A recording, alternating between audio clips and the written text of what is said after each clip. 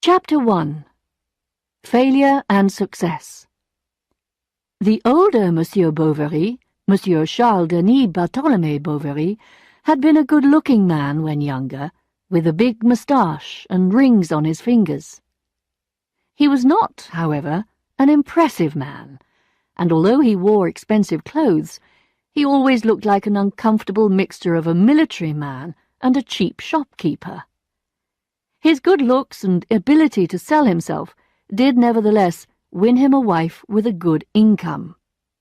After he was safely married, he lived for 2 or 3 years on her money. He ate and drank well, and spent his days lying in bed till midday, smoking his pipe, and never coming home till the theatres and cafes closed. When his father-in-law died, the old man left very little money to his daughter. Disappointed, Monsieur Bovary tried to start a textile business, but lost a lot of money and finally retired into the country with the idea of showing the people there how to run a farm. However, he knew as little about agriculture as he did about textiles. He rode his horses instead of making them work, ate the fattest chickens instead of selling them, and cleaned his shooting boots with his own best bacon fat. He soon discovered that he had little chance of making a fortune. Around this time, he found a place on the borders of Caux and Picardy, half farm, half private house, which he could rent for 200 francs a year. He took it, and there, an angry, disappointed man, at war with the rest of the world, he shut himself up at the age of 45. He said that he was disgusted with other people and wanted only to live by himself. At the beginning, his wife had loved him above all others, but this only seemed to add to his dislike of the world, and he never had a kind word for her. She had been cheerful, kind-hearted, and friendly, but as she grew older, in the same way that good wine turns into vinegar, she became bad-tempered and bad company. She was a hard worker, though, unlike her husband. She was always on her feet, always busy, hurrying to see the lawyers, knowing exactly when the next bills had to be paid. Indoors, she was always working, sewing, washing, keeping an eye on the men and paying them their wages.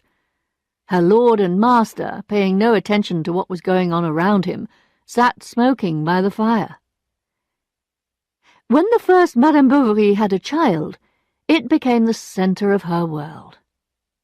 The child's father, however, would have been happy to let him go without shoes. He said that it would be more natural not to give him clothes than to let him run around like a young animal.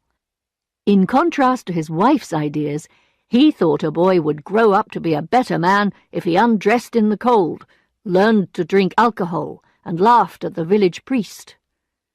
The child, a gentle little thing, made little progress in this kind of education. His mother always kept him close to her.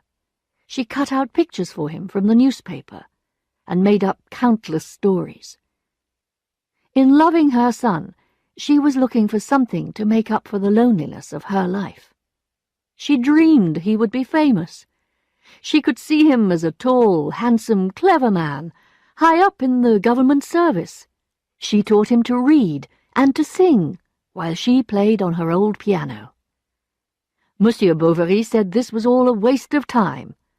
How were they ever going to afford to educate him for a government job or help him start in business? Madame Bovary bit her lip and did not argue with her husband, and the child was allowed to run wild in the village. He went around with the farm workers, scared the birds by throwing stones at them, looked for wild fruit, helped in the fields, wandered through the woods, and played with other children. On saints' days he helped ring the bells in the church, and he loved to hang on to the big rope and feel himself carried up as it rose in the air. And he grew as strong as a young oak tree, with big hands and red cheeks. When he reached the age of 12, his mother managed to arrange for him to begin his studies with the priest, but the lessons were so short and badly organized that they did not do him much good. Sometimes it would be hot, and the child would grow tired, and before long the old man would be sleeping with his mouth wide open. At other times, the priest would see Charles playing with his friends and would call him over to test his Latin verbs. But then, perhaps, it would begin to rain, or someone they knew would come along, and lessons would be over for that day. The priest always had a good word for his pupil, though, and said that the young man had a very good memory. By the time young Charles was 13, even his father saw that something must be done, and Charles left his unhappy home to spend 3 unhappy years in the college at Rouen. He wrote to his mother every week. He did his homework. He never did very well in his studies, but he never failed altogether. At the end of 3 years, his mother took him away from the college with the plan that he should study medicine. She got him a room on the 4th floor of a house overlooking a little river. She made arrangements for his meals, found some bits of furniture, a table and a couple of chairs and an old bed, and made sure there was plenty of firewood to keep her poor boy warm. After a week of preparations, she went back home, asking him over and over again to look after himself and to study hard. The list of lectures which he read at the beginning of the term made his head spin. There were lectures on subjects he had never heard of, with names he could not even pronounce. He listened as hard as he could, but he could not understand what the lecturers were talking about. However, he attended every lecture and filled notebook after notebook.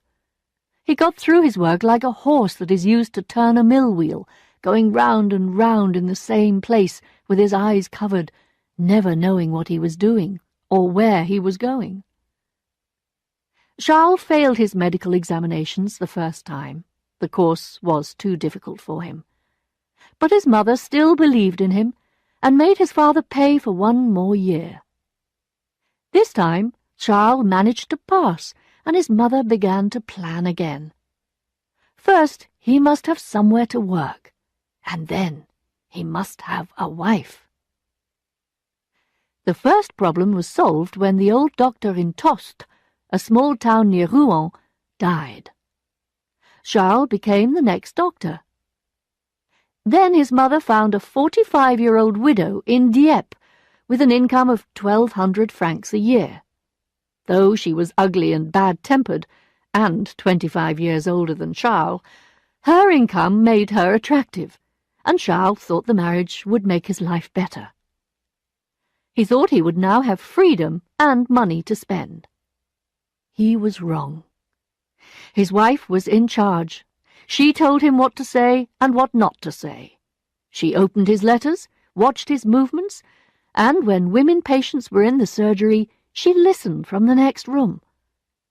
At night, when Charles came to bed, she put her long, bony arms round his neck and told him all her troubles. He did not love her. He loved someone else. Yes, she knew she would always be unhappy, and she always ended by asking him for some medicine and for a little more love.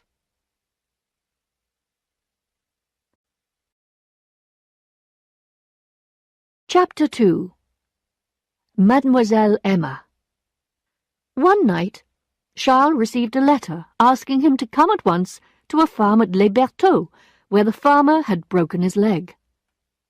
The night was dark, and the farm was 25 kilometers away, but the farmer was a rich man, and Charles was still building up his business. So, at 4 o'clock in the morning, Dr. Bovary set out. A child was waiting at an open gate as he approached the farm. "Are you the doctor?" he asked. As Charles rode along, he learned from the boy that Monsieur Rouault had broken his leg the night before. He also learned that he had lost his wife 2 years ago, and had no one with him now except for his daughter, who looked after the house for him. Mademoiselle Emma, the farmer's daughter, came to the door and showed him into the kitchen. A fire was burning, and the men's dinner was cooking in big polished pans. Charles went upstairs to see the farmer. The broken leg was a simple problem, and Charles asked the servant and the young woman to help with the patient. As they tied up the farmer's leg, Charles was surprised to see how white her nails were. Her hands, however, were not beautiful, perhaps a little too red. She herself was too tall, and she did not have the kind of soft figure Charles liked. Her good point was her eyes. They were dark, almost black, and she looked at you honestly and fearlessly. As soon as he had finished looking after his patient, the doctor was invited by Monsieur Rouault to eat before he left. Charles went down into the room below, where 2 places had been laid with shining silver on a small table, and Mademoiselle Emma was waiting for him. A smell of flowers and clean clothes came from a cupboard opposite the window, and on the floor, in the corner, stood a few bags of wheat. Someone had hung a drawing of a Greek god in the middle of one of the walls. It was in an attractive frame, and written at the bottom were the words, "To my dear father." They began by talking about Monsieur Rouault, and went on to discuss the weather and the cold winter. Mademoiselle Emma did not like the country very much, especially now she had almost all the responsibility of the farm on her shoulders. When Charles, who had been upstairs to say goodbye to the farmer, came back into the dining room, he found her standing by the window, looking out into the garden. She turned round. "Are you looking for something?" she asked.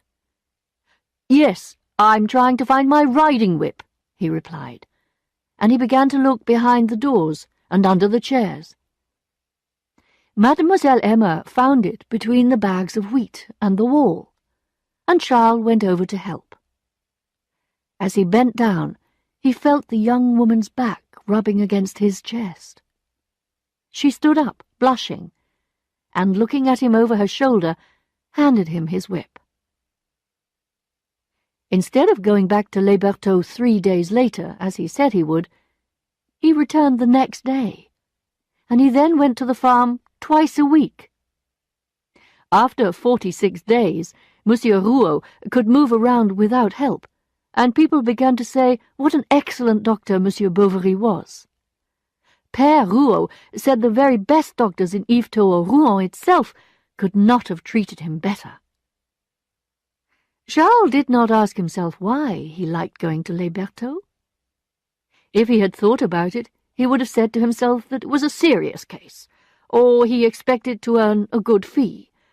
But was that really the reason why these visits to the farm were so pleasant? On days when he was visiting, he got up early and rode to the farm as quickly as he could, only stopping to clean his boots and to put on his black gloves before going into the house. He liked to ride into the yard and see the farm boys as they came forward to meet him. He liked the house, and Monsieur Rouault, who held his hand and said he had saved his life. He liked the sound of Mademoiselle Emma's wooden shoes on the clean stone floor of the kitchen. When he left, she always came with him to the top of the steps, and would wait with him until the boys brought his horse. One day, at the end of the winter, it started to rain as he was leaving the house. She went back inside for an umbrella and put it up. It was a silk one, and it caught the sunlight, reflecting little coloured patches of light onto the whiteness of her skin. She smiled at him, and you could hear the sound of the raindrops as they fell, one by one, onto the tight surface of the silk. When Charles first began his visits to Les Bertaux, his wife always asked about his patient. But when she learned that the farmer's daughter had been to school and had learned dancing, geography, and drawing, and could play the piano, her interest changed to anger and dislike. At first she made unfriendly remarks about Mademoiselle Rouault, but Charles ignored them because he did not want an argument. So at last she told him to his face what she thought of him, and he did not know what to reply. Why did he keep going to Les Bertaux? Monsieur Rouault was well again now, and he had not paid his bill, Ah, she knew all about it. There was someone else there, someone who was a good talker, someone who was well-educated and clever. That was what he liked, young, pretty ladies.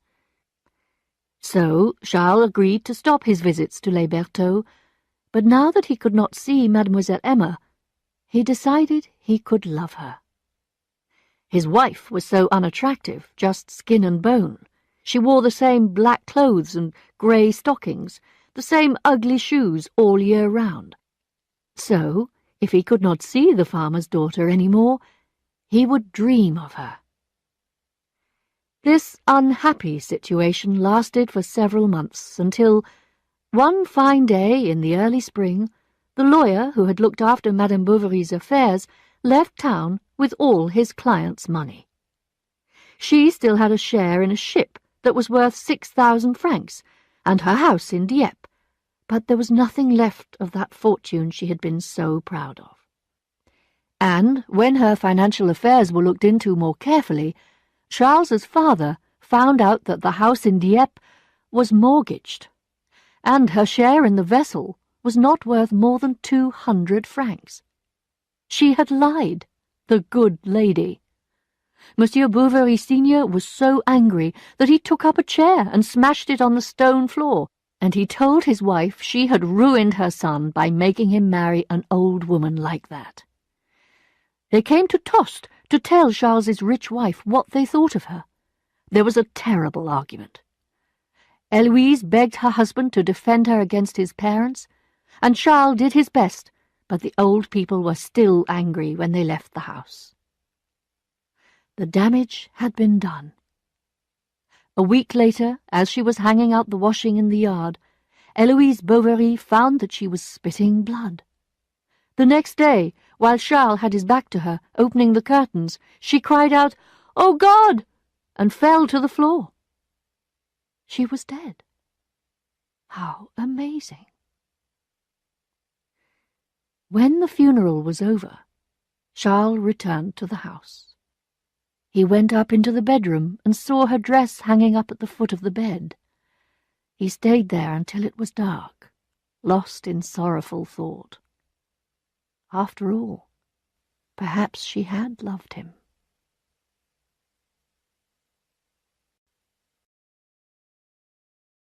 Chapter 3. A New Wife. One morning, Père Rouault came to pay Charles for his treatment, and to say how sorry he was to hear about his wife's death. Seeing how unhappy Charles looked, he said, "You must make an effort, Monsieur Bovary. You will be happy again one day. Come and see us. My daughter asks about you, and says that you are forgetting her. Spring will soon be here. Come and shoot a rabbit or two." Charles took his advice. He went back to Les Bertaux and found everything there just the same as before. The apple trees were already in flower, and Père Rouault did his best to make the doctor feel comfortable. He even told him a few stories, and Charles was surprised to find himself laughing. When he remembered his wife, he became serious again. But then the coffee came in, and he thought no more about her. Back home, he also thought of her less and less as he got used to living alone. He was free now to have his meals when he liked. He could go out and come in without having to give explanations, and when he was very tired, he could stretch out his arms and legs in bed as far as he liked. He gave himself little treats, let himself feel self-pity, and let people be nice to him. Moreover, his wife's death had been rather good for him professionally, because, for a whole month, people had been saying, "Poor young man, what bad luck." So his name had been heard, and his practice had increased, and he could go to Les Bertaux whenever he wanted to. He was strangely happy, and looking at himself in the mirror as he brushed his moustache, he thought he had become better looking. He arrived at the farm one day at about 3 o'clock, when everyone was out in the fields. He went into the kitchen, but did not see Emma at first. The sunlight shone on the kitchen floor in long narrow bars, reflecting on the ceiling. Flies on the table crawled up the glasses that had not been washed, or drowned in the cider in the bottom of a jug. Between the window and the fireplace, Emma sat sewing. She had no scarf around her neck, and he could see the fine hairs on her shoulders. Like all country people, she offered him a drink. He said no at first, but at last, with a laugh, she persuaded him to have a glass with her. She went to the cupboard and brought out the bottle, took down 2 small glasses, filled one, poured 2 or 3 drops into the other, and, tapping it against the doctor's, put it to her lips. As it was nearly empty, she leaned back to drink, and with her head back, she began to laugh because she could not taste anything. At the same time, she tried to catch some of the drops from the bottom of the glass with the tip of her tongue. Then she sat down and took up her work again, a white cotton sock which she was repairing. She worked with her head bent forward. She did not talk, nor did Charles.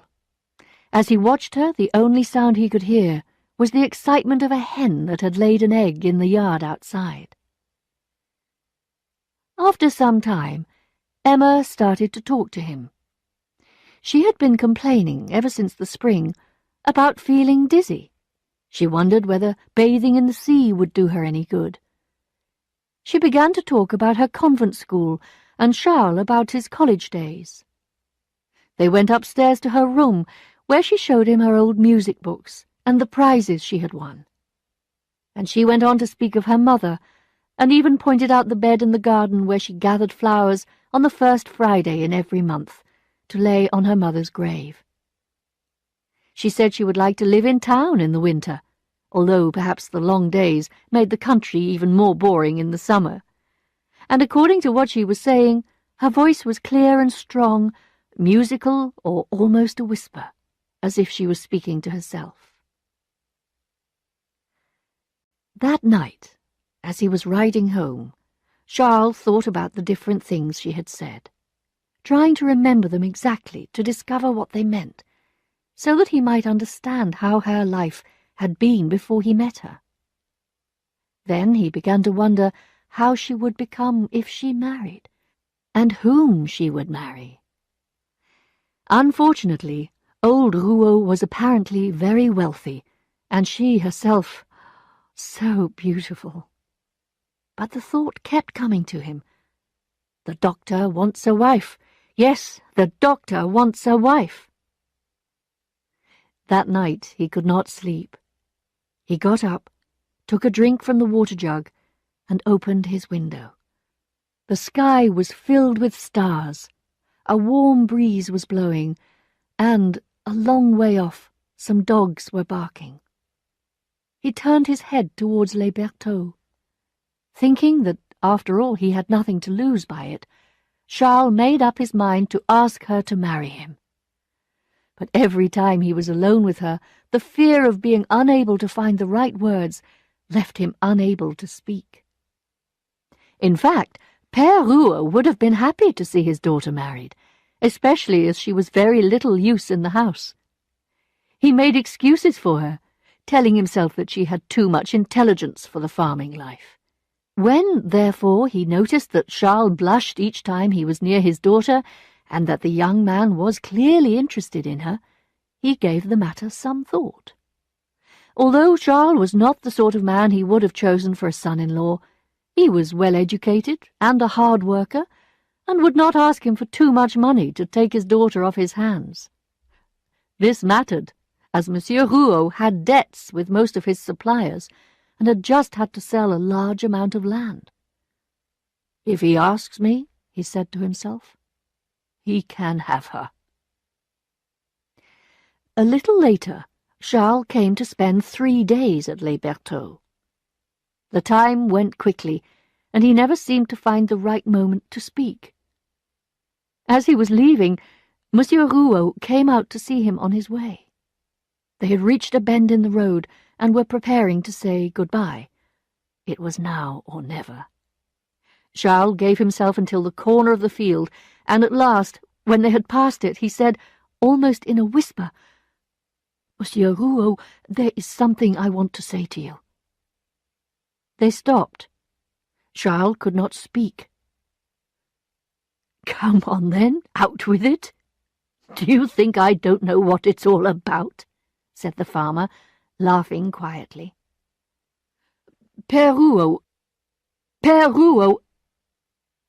"Well," the farmer went on, "there's nothing I would like better.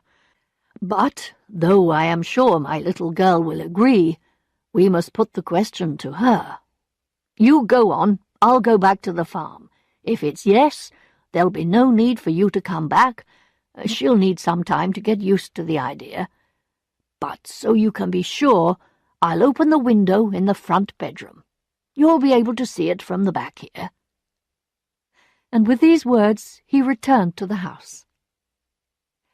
Charles tied his horse to a tree. He hurried back to take up his position and waited. Half an hour went by, then 19 more minutes, which he timed by his watch. Suddenly something banged against the wall. The window was open. She had accepted him. Next day, by 9 o'clock, he was at the farm. Emma blushed when he came in, but tried to laugh a little too. Père Rouault took his son-in-law in his arms. Then they began to talk about the arrangements. They had plenty of time before them, since the wedding could not take place until at least 12 months after the death of Charles's first wife, and that meant the spring of the following year. The wedding dinner was a grand affair. 43 people sat down at the table and remained there for 16 hours, and the party which followed went on for several days. For most of the guests, it was a wedding to remember. The only person who did not enter the spirit of things seemed to be Madame Bovary Senior, who sat through the whole event with a sour look on her face. No one had asked her about the bride's dress or the arrangements for the party. She went to bed early. Her husband, however, did not follow her, but sent into Saint-Victor for cigars. He sat with the men and smoked until the morning, drinking and laughing until the sun rose. On the day of the wedding, Charles had not been a great success. He was neither a confident speaker nor a great teller of jokes.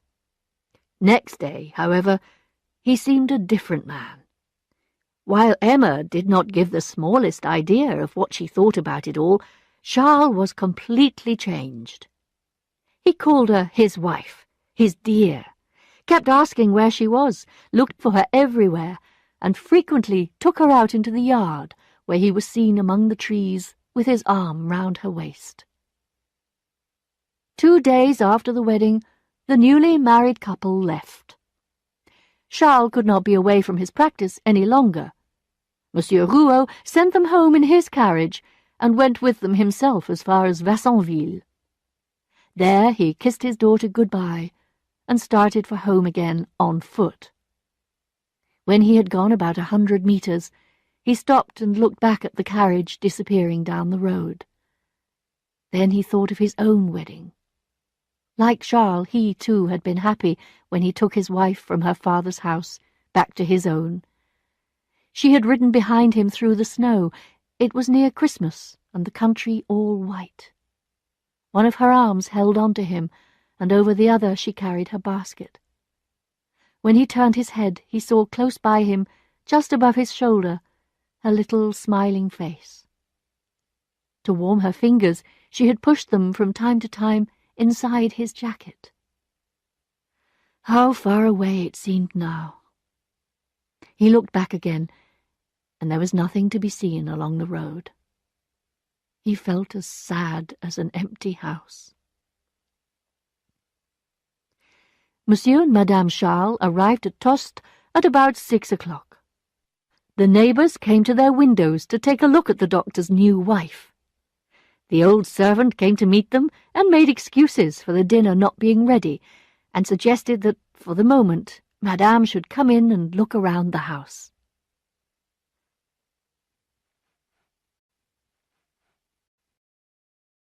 Chapter 4. Two Worlds. The front of the house looked straight onto the street. Hanging up behind the front door were the doctor's coat, a belt, a black leather cap, and on the floor in the corner a pair of boots covered with dried mud. To the right was the sitting room, where meals were also eaten.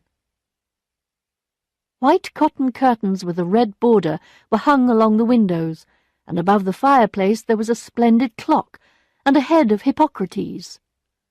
On the other side of the passage was Charles's consulting room, a little box of a place about 2 meters wide, with a table, 3 ordinary chairs, and 1 armchair. A set of books, the Dictionary of Medical Science, took up almost all the 6 shelves of the bookcase. They had been owned by many earlier doctors in Tostes, but never read. The smell of cooking would come in through the thin wall during consultations, and anyone in the kitchen could hear the patients coughing and talking to the doctor as clearly as if they were in the room. The long, narrow garden ran down to the fields. Fruit trees grew along the stone walls, and 4 flower beds, planted with weak-looking roses, were set around a square area which was used for vegetables. At the far end, under some low trees, there was a small white statue of a priest reading a prayer book. Emma went up to see the bedrooms. There was no furniture in the first one, but the second, their bedroom, contained their new bed with its red curtains. There was a box made of seashells on a chest of drawers, and on the desk, by the window, stood a glass bottle with a bunch of dried flowers tied with white ribbon. They were the flowers from his first wife's wedding. Charles saw her looking at them and took them out of the room. Sitting in an armchair while her maid unpacked her things, Emma thought about her own wedding flowers, lying in one of the boxes, and she wondered what would happen to them if she died young. Charles was a happy man now. In bed in the morning, with her head on the pillow beside him, he would look at the sunlight on her cheek and at her beautiful eyes when she woke. He could lose himself in those eyes, looking into them until he saw a tiny picture of himself, his nightcap on his head and the collar of his shirt open. As soon as he was up and dressed, she would go to the window to see him start his day. Down in the street below, Charles would prepare to get onto his horse while she went on talking to him from above. Sometimes she might find a feather and send it floating through the air to be caught in the long hair on his old white horse's neck. As he rode off, Charles would blow her a kiss, and she would wave back to him.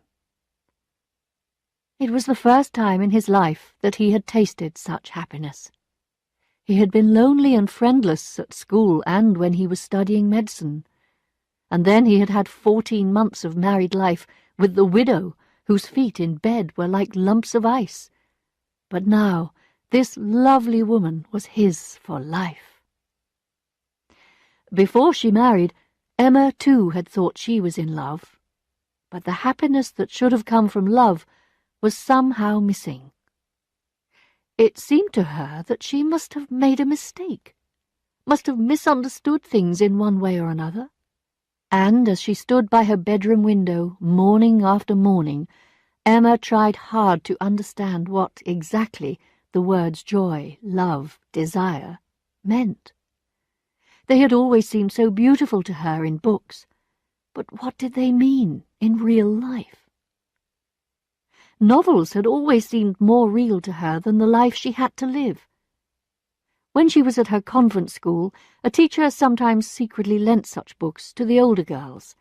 They were all about love, lovers, beautiful girls, ladies in danger, horses ridden till they dropped dead, dark forests, tears and kisses, and gentlemen as brave as lions. When she was 15, Emma read the works of Walter Scott for the first time, and found she was happier in this imagined past than her rather boring present. The characters she read about in these books were much more interesting than the teachers and students she saw around her. She had felt a thrill each time she blew back the thin paper which protected the pictures. She saw young men holding young women in white dresses in their arms, or English ladies with golden hair who looked at you with big, bright eyes. In her reading, she was able to listen to the sound of heavenly music and of falling leaves. Later, after her mother died, she even fell in love with the church and thought of staying in the convent, of never going out into the world. But in her last year of school, she began to lose her interest in religion. When her father took her away, her teachers were not sorry to see her go. She had, they thought, stopped showing any respect for their community. On her return home, Emma tried to find an interest in managing her father's house, but she soon grew tired of the country and wished herself back in her convent. When Charles came to Les Bertaux for the first time, she thought of herself as a disappointed woman, one for whom life had nothing new to offer, either in knowledge or experience. Maybe her wish for a change, possibly too the unrest caused by the presence of an unknown man, had been enough to make her believe that she was at last in love. But now she could not believe that her present state was the happiness she had dreamed about. Nevertheless, she sometimes thought that these were, in fact, the happiest days of her life.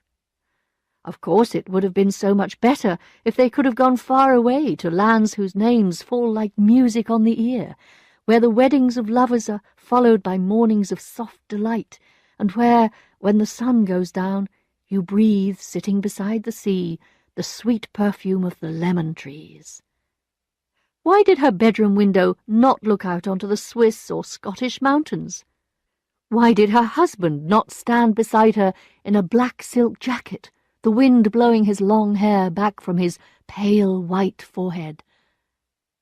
But Charles could not read these thoughts, and was not able to share her dreams, and as their lives became closer, Emma, in fact, began to have a secret feeling of distance from her husband.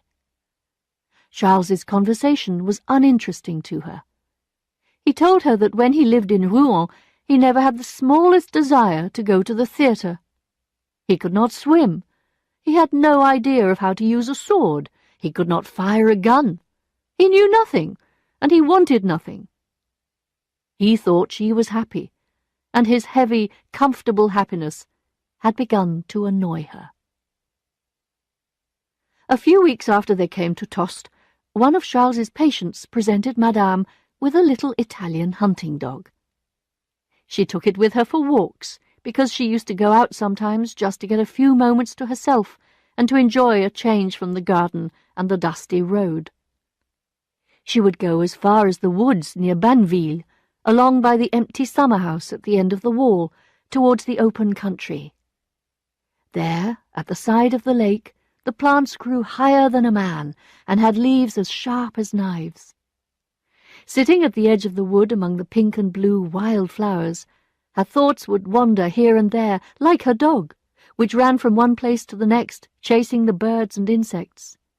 But in the same way that her dog always came back to her, she always came back to the same question: My God, why did I marry him? She would then call Djali, the name she had given her dog, to come to her, and, stroking her long, graceful head, would say, "Come, kiss your mistress. You have no worries, have you?" Then she would look into the creature's beautiful, sad eyes, and a feeling of tenderness would come over her. Pretending the animal was herself, she would talk to her aloud as if she were comforting someone. Towards the end of September, however, an extraordinary event happened in her life. She was invited to La Vaubyessard, the home of the Marquis d'Andevillers. The Marquis, who had been a minister in the national government, wanted to get back into politics, and he was now doing his best to make himself popular. During the winter months he had given firewood to the poor, and he was always the first to demand new roads for his district. During the summer he had had a painful mouth infection, which Charles had managed to cure before it became really serious. The servant who was sent to Tostes to pay for the treatment told his master when he got back that he had seen some splendid cherries in the doctor's little garden. Cherries did not grow well at La Vaubyessard, and the Marquis asked Bovary to let him have a few baskets. He then decided to come in person to thank the doctor, saw Emma, and noted that she had a pretty figure and good manners. After this, the Marquis decided that he would not harm his chances in the coming vote if he sent the young people an invitation to his house. And so, one Wednesday at 3 o'clock, Monsieur and Madame Bovary set off in their carriage to La Vaubyessard, with a big travelling bag tied on behind and a hat-box fixed in front. They arrived when it was getting dark, just as the lamps were being lit in the park to guide the carriages. The Château La Vaubyessard, a large building in 16th-century style, stood in the centre of parkland. A stream flowed between tall trees and beneath a bridge, and through the evening mist they could see cottages and farm buildings. Charles stopped the carriage at the foot of the steps leading up to the front door, and 2 servants came down to take their bags. Then the Marquis came forward, and offering his arm to the doctor's lady, walked with her into the hall. Under the high ceiling, their voices and footsteps sounded as if they were in a church. As she passed through on her way to the main room, Emma saw large, dark paintings of the Marquis's relatives, some in the clothes of the royal court, others in the uniforms of army or navy officers. When the Marquis opened the door for them, one of the ladies rose. It was the Marquise herself, and came forward to welcome Emma. She made her sit down beside her on a low chair, and began to chat with her, as if she had known her for a long time. At 7 o'clock, dinner was served. The men were seated at the first table in the hall, the ladies at the second in the dining-room, with the Marquis and the Marquise. At the long dining tables, the glasses were filled with iced champagne. Emma felt a thrill go through her as she tasted the coldness of it in her mouth. She had never seen some of the fruit that they had on the table, and even the sugar seemed whiter here and more finely powdered than elsewhere. After dinner, there was dancing. More guests were arriving, and the room filled with people. Emma sat down near the door and watched the men talking and smoking cigars in small groups in their black and white evening dress, as the servants moved among them, carrying drinks and more small, delicate things to eat.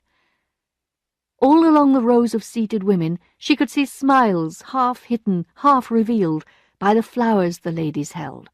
Everywhere there was silk, the flash of jewels and gold, white arms, and hair piled high on elegant heads. Emma's heart beat faster when, her partner holding her by the tips of her fingers, she took her place in line and stood waiting for the dance to begin.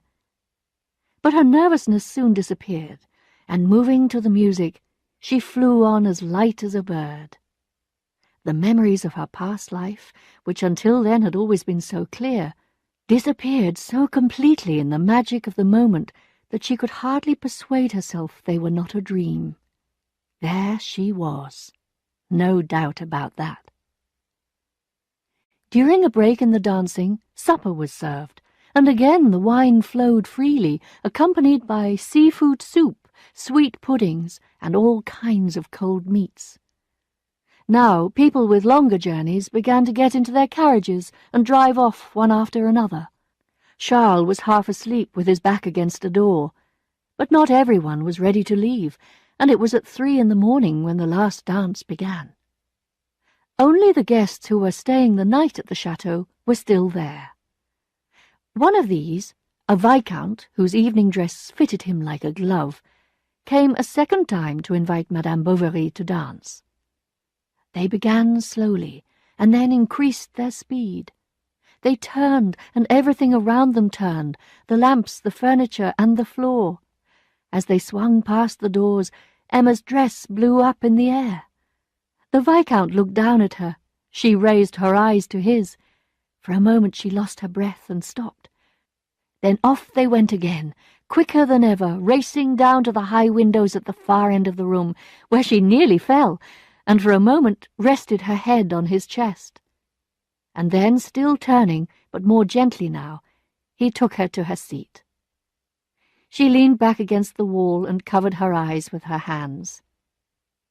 Then there was a little more conversation, and after saying good night or good morning, the guests went off to bed.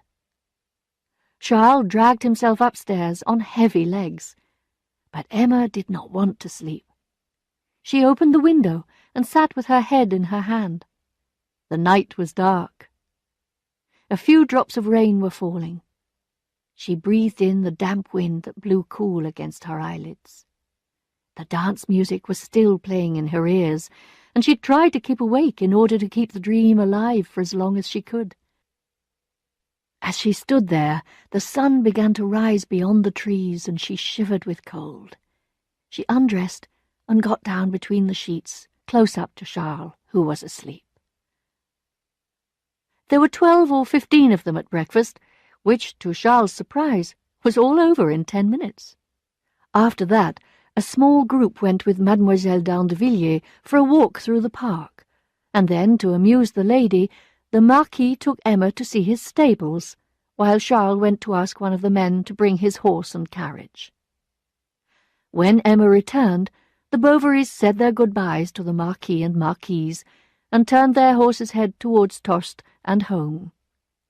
Emma sat in silence. Their bags banged against the back of the carriage as they made their way down the rough road. They had reached the high ground at Thibaurville when suddenly a group of gentlemen, laughing and smoking cigars, rode past them. Emma thought she recognized the Viscount who had danced with her last night. She turned round to have another look, but they were already too far away. A little later they had stopped to make a small repair to the carriage. When he had finished, Charles noticed something lying on the ground between his horse's legs.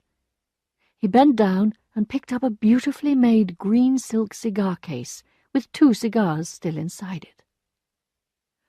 "They'll be good this evening after dinner." He put the case in his pocket and started the horse. When they got home, the evening meal was not ready.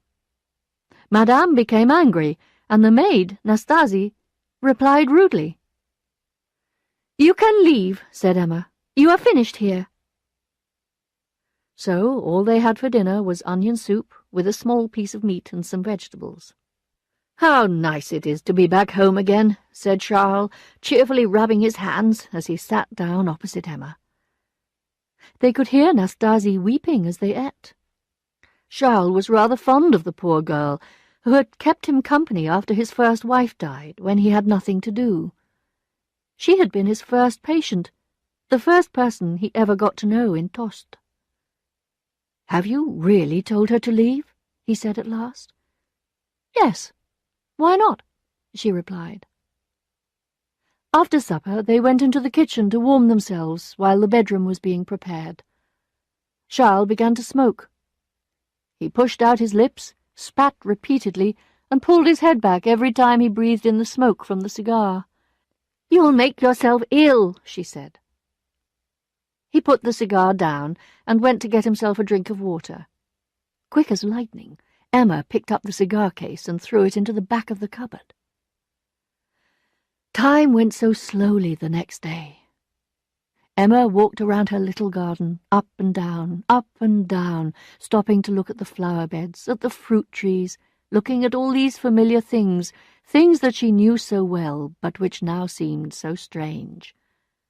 How far away the chateau seemed already. Her journey to La Vaubyessard had changed her life, but left it feeling empty. However, she accepted her fate. She folded up her beautiful dress and laid it carefully away in the chest of drawers with her dancing shoes. She had now known wealth and luxury, and life would never be the same. The memory of this visit to the chateau became part of her life. Each Wednesday she would sigh as she awoke and say to herself, "A week ago today, a fortnight ago, 3 weeks ago, I was there." But little by little, the faces of the people became faint in her memory, and she forgot the tunes she had danced to. The servants' clothes, the look of the rooms came back less clearly to her vision. Some of the details faded away, but the empty space in her heart remained.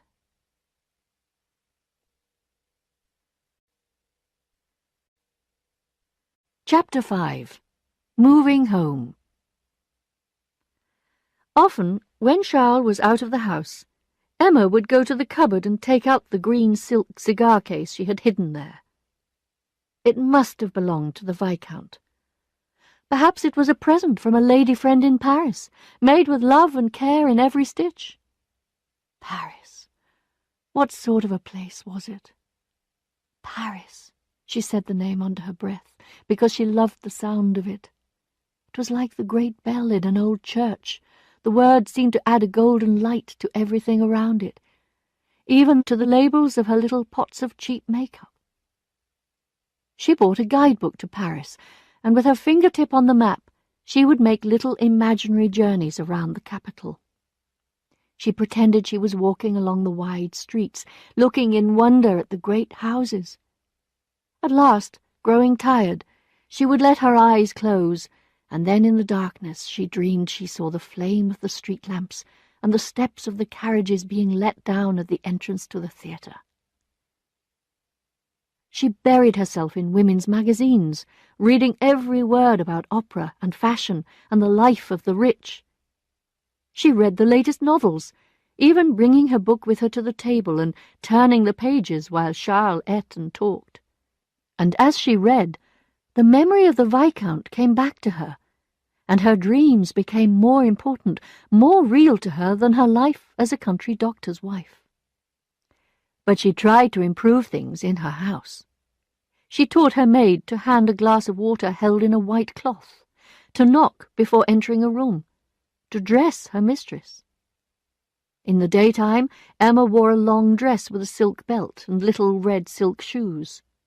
She had bought herself a writing case, a pen holder, and some envelopes, although she had no one to write to. She thought she would like to travel, or to go back to her school. She wanted to die, and she wanted to go and live in Paris. And Charles rode from farm to farm on his old horse. He ate breakfast in farmhouse kitchens, visited sick people in their dirty beds, got blood on his hands and face, and listened to the last words of the dying. But every night he came home to a fire, a good dinner, a comfortable chair, and a pretty wife who had so many little ways of giving pleasure. It might be paper shades for the candles, a new ribbon for her dress, or an extraordinary name for a very ordinary dish, which Charles ate happily, enjoying every bit of it. Everything Emma did added something to the pleasure of his senses and of his home. It was like finding gold dust in the middle of the narrow pathway of his life. He felt well and looked well. People liked him. He talked to their children, did not drink, could be trusted, and was especially good with the chest complaints that were so common among country people. A major reason for Charles's success was that he was so afraid of killing his patients that he never gave them anything more than simple medicines. But he was not frightened of surgery, and had a strong wrist when he pulled teeth. The people of the region were happy with their doctor. Charles did have some ambitions. He tried to read a professional journal after dinner, but the warmth of the room and the good meal he had eaten would send him to sleep after 5 minutes. And there he sat, his head resting on his 2 hands, and his long hair hanging over his face. Emma looked at him and asked herself why she had not got one of those strong, silent men for a husband, men who sit up at night with their books and become famous, if not rich. She would have liked the name of Bovary, which was hers now, to be famous, to be seen in the bookshops, talked about in the papers, known all over France. But Charles did not have that kind of ambition, and sometimes she felt like hitting him. "What a man! What a poor kind of man!" she said to herself, biting her lips. So, as time went on, Emma felt herself less and less able to put up with her husband. He was growing more unpleasant as he got older. He sucked his teeth after eating, and made a horrible noise at every mouthful of soup he swallowed. As he was beginning to put on weight, his eyes, which were already small, looked as if they would start to disappear into his increasingly fat face. Deep down in her heart, she was waiting for something to happen. She did not know what it would be, what the wind would blow to her. But every morning when she awoke, she hoped it would come that day. She listened to every sound, watched every new face in the street outside her house for a sign, and could not understand why nothing happened. And then, at sunset, sadder than ever, she would long for the next day to come. The spring came again.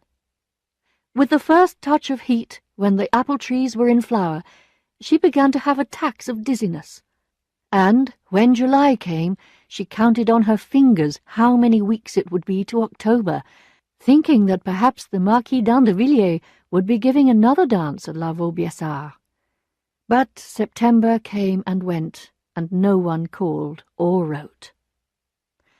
After this disappointment, there was the same emptiness in her heart, and the empty days began again as before. The future was like a corridor in which there was no light, and at the end of it only a closed door. She gave up her music. What was the use of playing? Who was there to hear? She stopped her drawing. What was the good? What was the good of it all? Even sewing bored her. "There's nothing left to read," she said to herself. And there she sat, staring at the falling rain. Was this hopeless life going to last forever? Was there no escape? She knew she was just as good as the luckier ones. At La Vaubyessard she had seen great ladies who were not as pretty or intelligent as her. Why was she so unlucky? She would lean her head against the wall and weep, wanting so much for a life of excitement, pleasures, all the delights which must be out there in the world, but which were not hers. There were days when she would talk and talk, then the excitement would die away, and she would fall back into a kind of dream world and sit without moving or saying a word. As she was always saying how she hated Tostes, Charles thought her illness must be caused by the place itself. The idea grew on him, and he began seriously to think of going elsewhere. Then she started drinking vinegar to make herself lose weight, coughed a little dry cough, and could not touch her food. It was hard for Charles to leave Tostes. He had been there for 4 years and was building a good practice. However, what must be, must be. He took her to Rouen to see another doctor. The doctor said it was a case of nerves. What she needed was a change. So Charles looked around all over the place, and at last heard of a busy little market town called Yonville-l'Abbaye, somewhere in the Neufchâtel area, where the doctor had recently left town and no replacement had been found. He wrote to the local pharmacist, asking him to let him know how many people there were in the place, what sort of competition there was, and how much a year the other man used to make. The answers were satisfactory, and Charles decided he would make a move in the spring if Emma's health had not improved. One day, when she was emptying a drawer in preparation for the move, Emma felt something sharp against her finger. It was the piece of wire around her wedding flowers, faded and dusty now, and the ribbon eaten by insects. She threw them on the fire, where they burned like a handful of dry grass, and then lay like a red bush in the fireplace. As she watched them burn, the paper berries burst, the wire bent and twisted, and the paper flowers were held in the hot air like black insects until, at last, they flew up the chimney. In March, when they left Tostes, Madame Bovary was pregnant.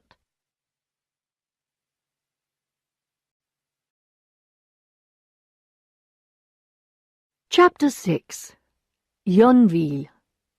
Yonville-l'Abbaye is a market town about 26 kilometers from Rouen, between the Abbeville and Beauvais roads. It is on the borders of Normandy, Picardy, and the Ile-de-France, the sort of place where the language has no accent and the landscape no character. Here they make the worst cheese in the whole district, and farming is expensive because the sandy, stony soil is so poor. Until 1835, there was no good road to Yonville, and although a new one has been built, nothing has really changed there for 100 years. Walking into the town, you still pass small farmhouses set in their own gardens, and see that the fields stretch almost into the centre of the town. The market, with its red roof supported by 20 or more wooden posts, takes up half of the town square. The town hall is a large, important-looking building, but what really catches the eye is the pharmacy of Monsieur Homais, just opposite the town's one hotel, the Lion d'Or. The pharmacy is especially attractive at night, when the lamps are lit and the big red and green glass bottles in the window send long beams of coloured light far out along the ground. From top to bottom, the building is covered with advertisements for medicines and mineral water, and the shop sign, which goes right across the front, carries in golden letters the words Homais Pharmaciste. At the far end of the shop, the word laboratory appears over a glass door on which, halfway up, the name Homais is repeated in more gold letters on black. And that is all there is worth seeing in Yonville. The one and only street, with a shop or two on either side of it, stops at the bend in the road. If you turn to your right and follow the path at the foot of the hill, you come to the cemetery. The night the Bovarys arrived in Yonville, Madame Lefrançois, who ran the inn, was so busy that the sweat ran down her face as she rushed around among her pots and pans. Tomorrow was market day, and she still had the meat to cook, the soup to make, and the coffee to get ready. Then there was the meal for her regular customers, as well as for the new doctor and his wife and maid, whose coach was now half an hour late. Shouts of laughter came from the bar, where 3 workmen were calling for more wine, and the wood fire was burning. A man in soft green leather shoes, a smoking cap on his head, was standing warming his back by the fire. He had a look of complete self-satisfaction on his face, and he appeared to be as carefree as the small bird in the cage which hung from the ceiling. It was the pharmacist, waiting for the evening meal which he regularly ate at the hotel. He did not have to wait too long. Soon Madame Lefrançois heard the sound of wheels and the metal shoes of a tired horse on the road outside. As soon as the coach stopped, other villagers came to the inn, and all began to speak at once, asking for news, explanations, and packages they had been waiting for. As he gave out his parcels, Yver, the coachman, told them they had been delayed because Madame Bovary's little dog had run away and had not been found. Emma had, in fact, been crying for the last hour. She said it was Charles's fault. Monsieur Lheureux, who was travelling inside the coach and who had the fabric shop in the village, had done his best to make her happier by telling her of several cases in which dogs had come back to their masters after years of separation. There was a story, he said, of a dog that found its way back to Paris, all the way from Constantinople.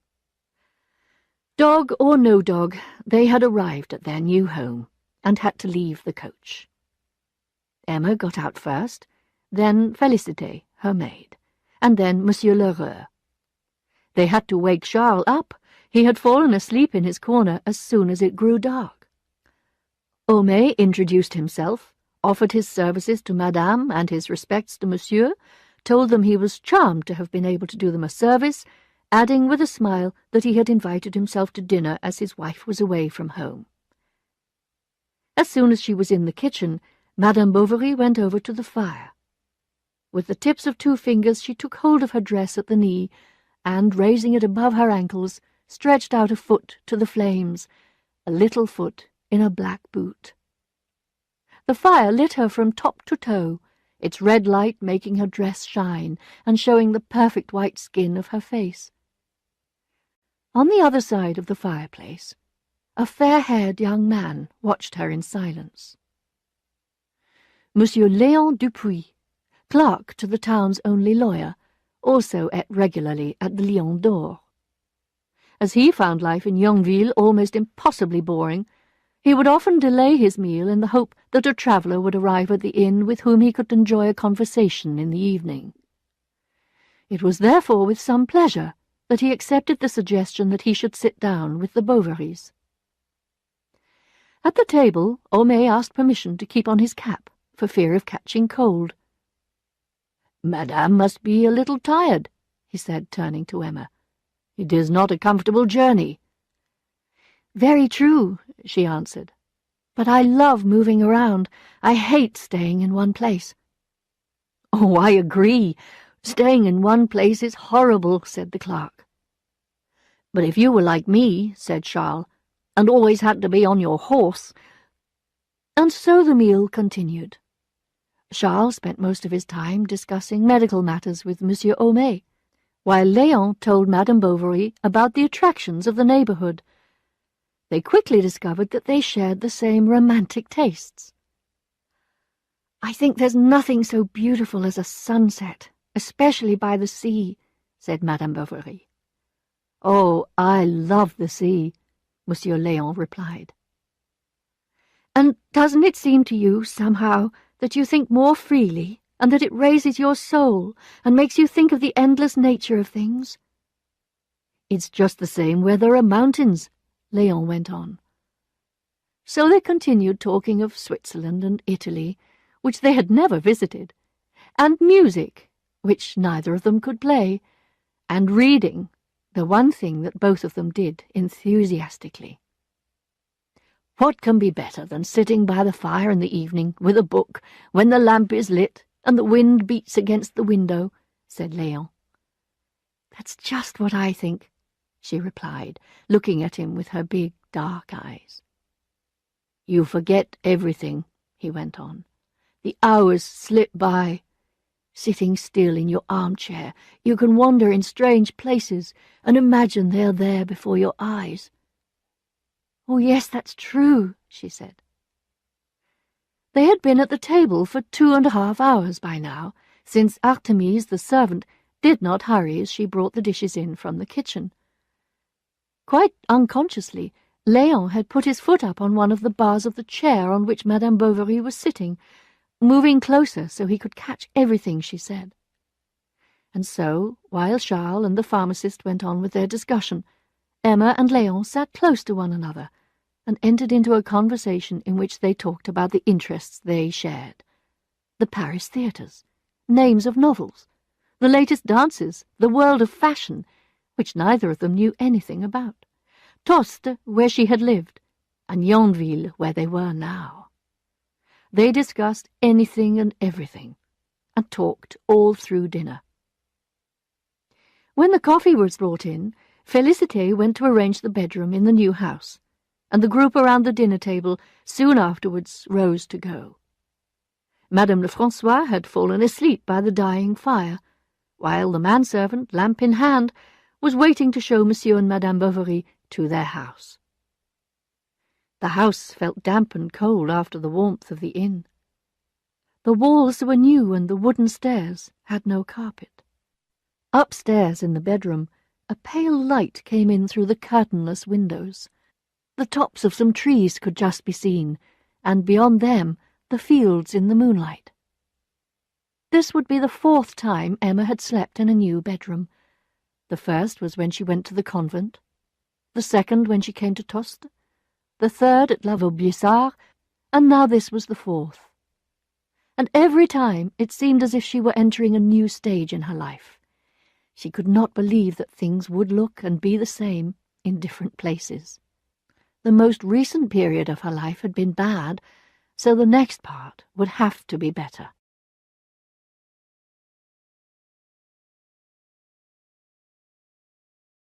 Chapter 7.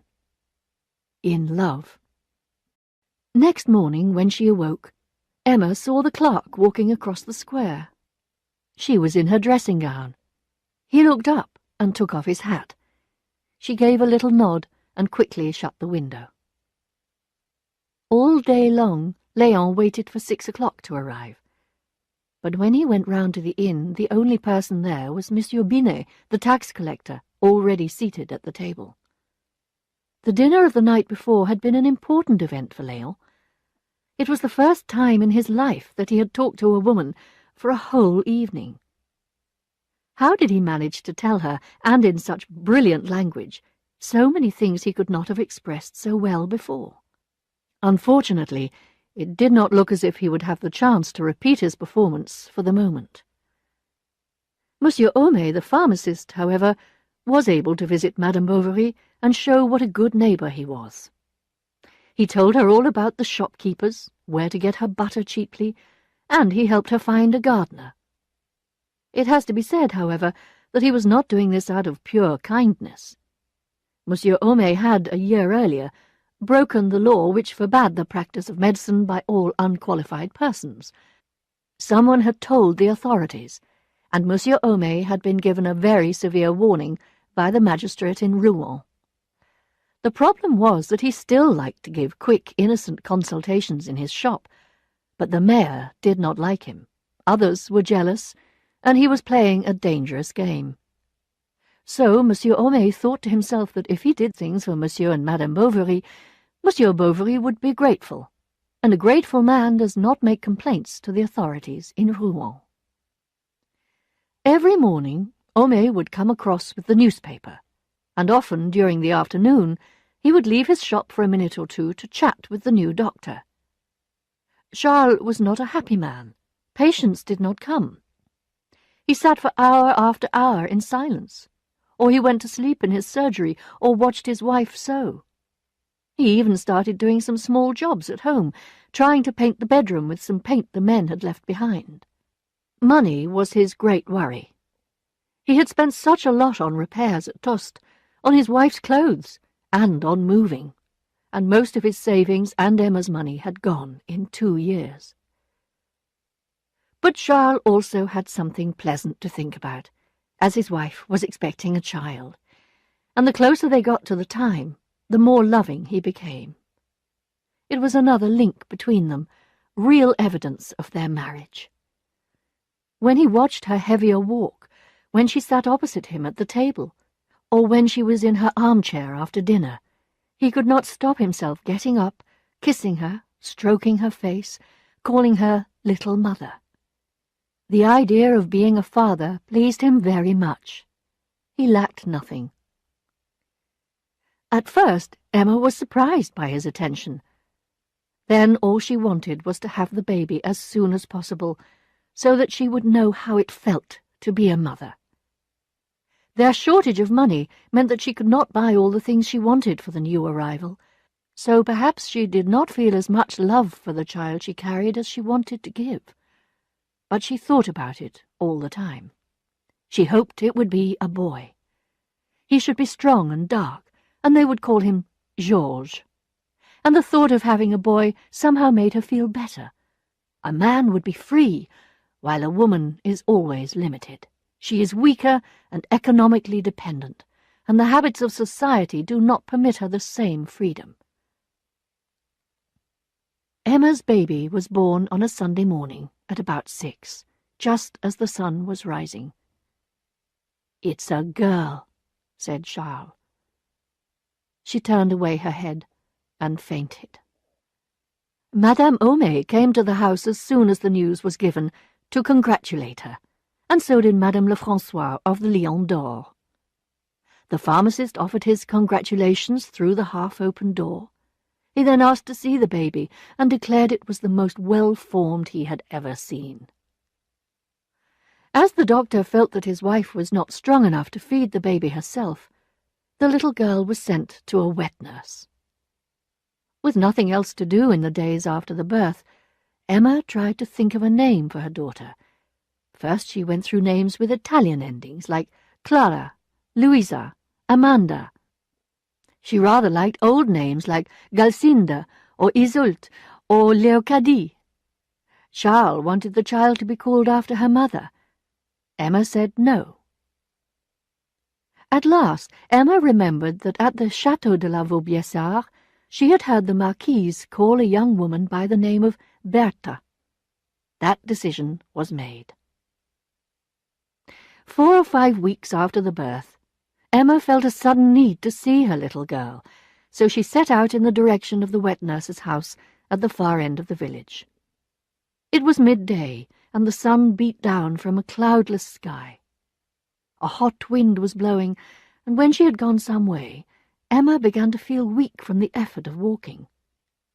She started to think she should return home or go in somewhere and sit down. Just then, Monsieur Léon came out from a house close by with some papers under his arm. He came up and spoke, and took her into the shade outside Lheureux's shop. Madame Bovary said she was on her way to see her baby, but that she was beginning to feel tired. "If—" began Léon, but he stopped, not daring to continue. "Are you very busy?" she asked. And when the clerk said that he was not, she begged him to walk with her. To reach the nurse's house they had to go along to the end of the street and then turn as if they were going to the cemetery. They set off side by side and recognized the house by an old tree that shaded it. It was a low, badly maintained house with a brown roof and small, untidy garden. Hearing the gate open, the woman came out carrying a baby at her breast. With her other hand she was dragging along a poor, miserable-looking 2-year-old with spots all over his face. "Come in," she said. "Your little one is in there asleep." She went into the dark bedroom and showed Emma where the little girl was sleeping. Emma took the baby in her arms, wrapped up in a dirty blanket, and began to sing gently as she held her. Léon walked up and down the room. It seemed strange to him to see this beautiful, elegantly dressed woman in such poor surroundings. Madame Bovary saw him looking and blushed bright red. He turned away, thinking he had perhaps seemed too curious, as she gave the baby back to the nurse. It had just been sick all over her collar. Having lost enthusiasm for her baby, Emma again took Monsieur Léon's arm, and they left the nurse holding the child and waving as they went down the path. Emma walked quickly for some distance, then slowed down.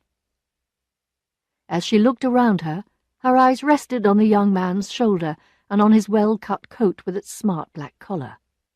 She noticed how his golden-brown hair was smooth and carefully brushed, and that his fingernails were longer and much more carefully cared for than most fingernails in Yonville. They went back to the village on the path beside the river. The stream flowed on noiselessly, deep and cool. Dark plants moved in the water like long green hair, and insects walked over its smooth surface, or waited with shining wings on the tall grass at the water's edge. All around, as far as the eye could see, the fields had emptied of people.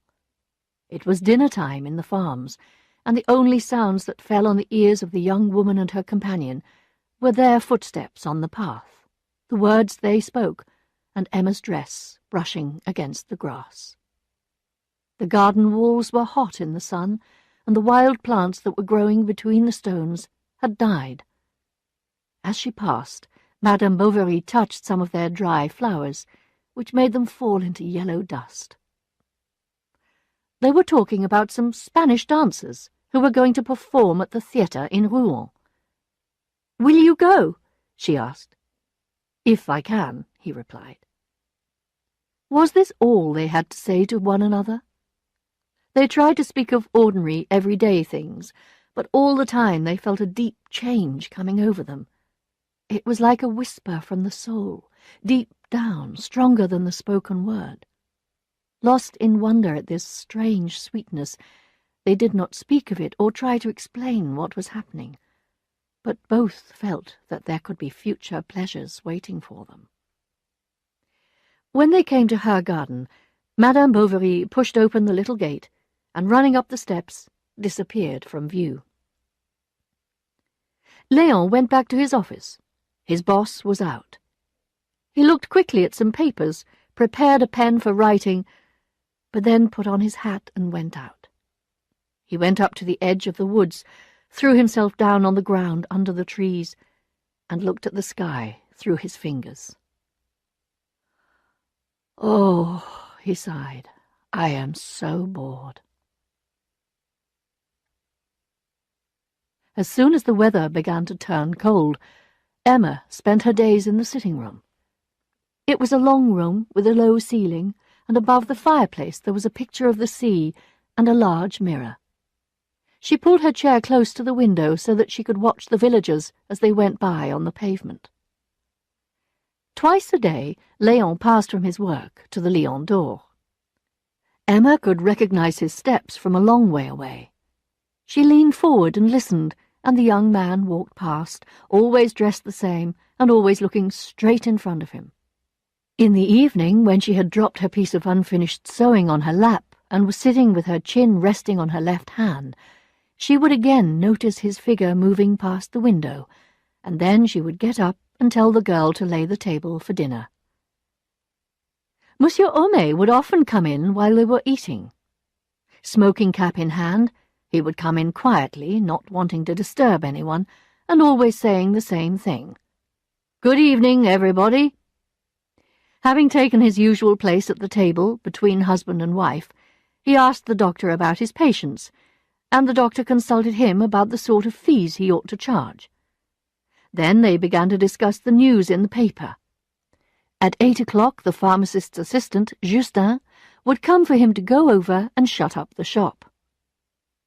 On Sundays, the Bovarys would return these visits and spend the evening at the pharmacist's. They would begin with cards, Monsieur Homais usually being Emma's partner. Léon would stand behind her and tell her what to play. Every time she threw a card on the table, the movement would pull up her dress on the right side, and her hair would move across her neck like soft brown silk.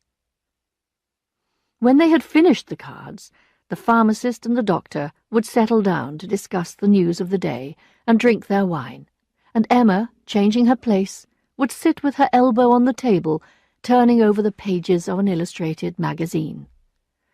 Léon sat down beside her, and they looked at the pictures together, waiting for each other at the bottom of the page. Sometimes she would ask him to read some poetry, and so a kind of friendship began between them.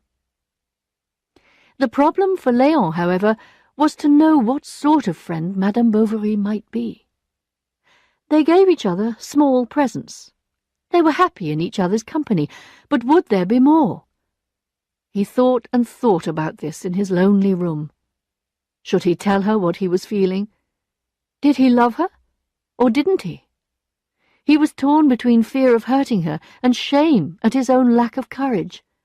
Sometimes he would make up his mind to act, and to act quickly. He wrote letters and tore them up, decided on a day to speak to her, and put it off. Sometimes he walked out of the lawyer's office with his mind made up, but all his courage melted when he found himself face to face with Emma, and when Charles came home and invited him to come with him to see a patient at a farm a few kilometres away, he at once accepted, and, with a bow to Madame, left with her husband. But Emma did not ask herself if she was in love.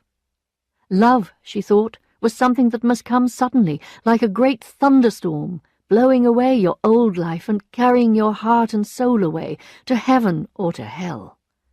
She never thought about the way a river can rise slowly, getting higher day by day, until after a night of rain it breaks its banks and floods the land around it. In fact, she had no idea of the danger she was in.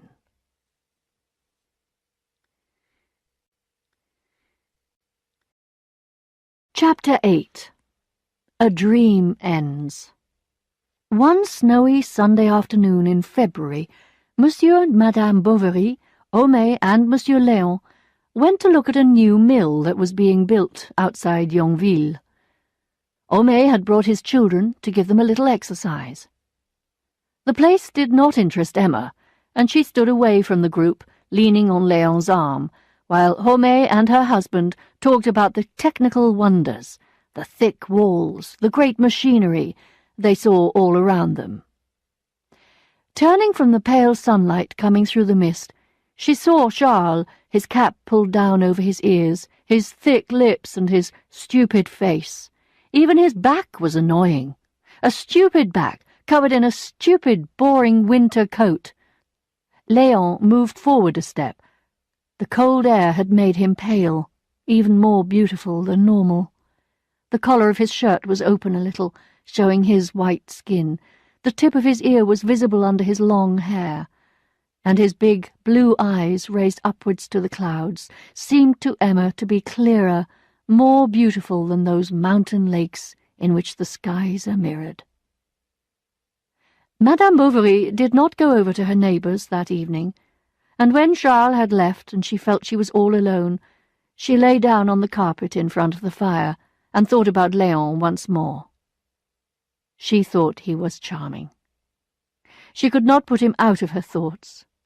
She remembered how he had stood, the things he had said, all about him, and she said over and over again, "Oh, charming, charming." And in love? She asked herself. But with whom? But it must be with me. The evidence was suddenly clear to her, and her heart gave a great leap. The firelight became brighter, and she turned on her back and stretched out her arms.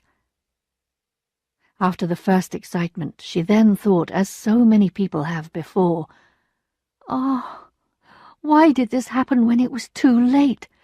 Why not before? What prevented it?" It was midnight when Charles got back. She pretended she had just woken up, and, as he made a noise undressing, she complained of having a headache. Then she asked what sort of an evening it had been. "Monsieur Léon," he said, "went to bed early." She could not help smiling. When she turned over to go to sleep, her heart was filled with a new happiness. Next day, however, she could not settle to her work in the house. She was happy, but still could not take pleasure in the things she usually liked to do.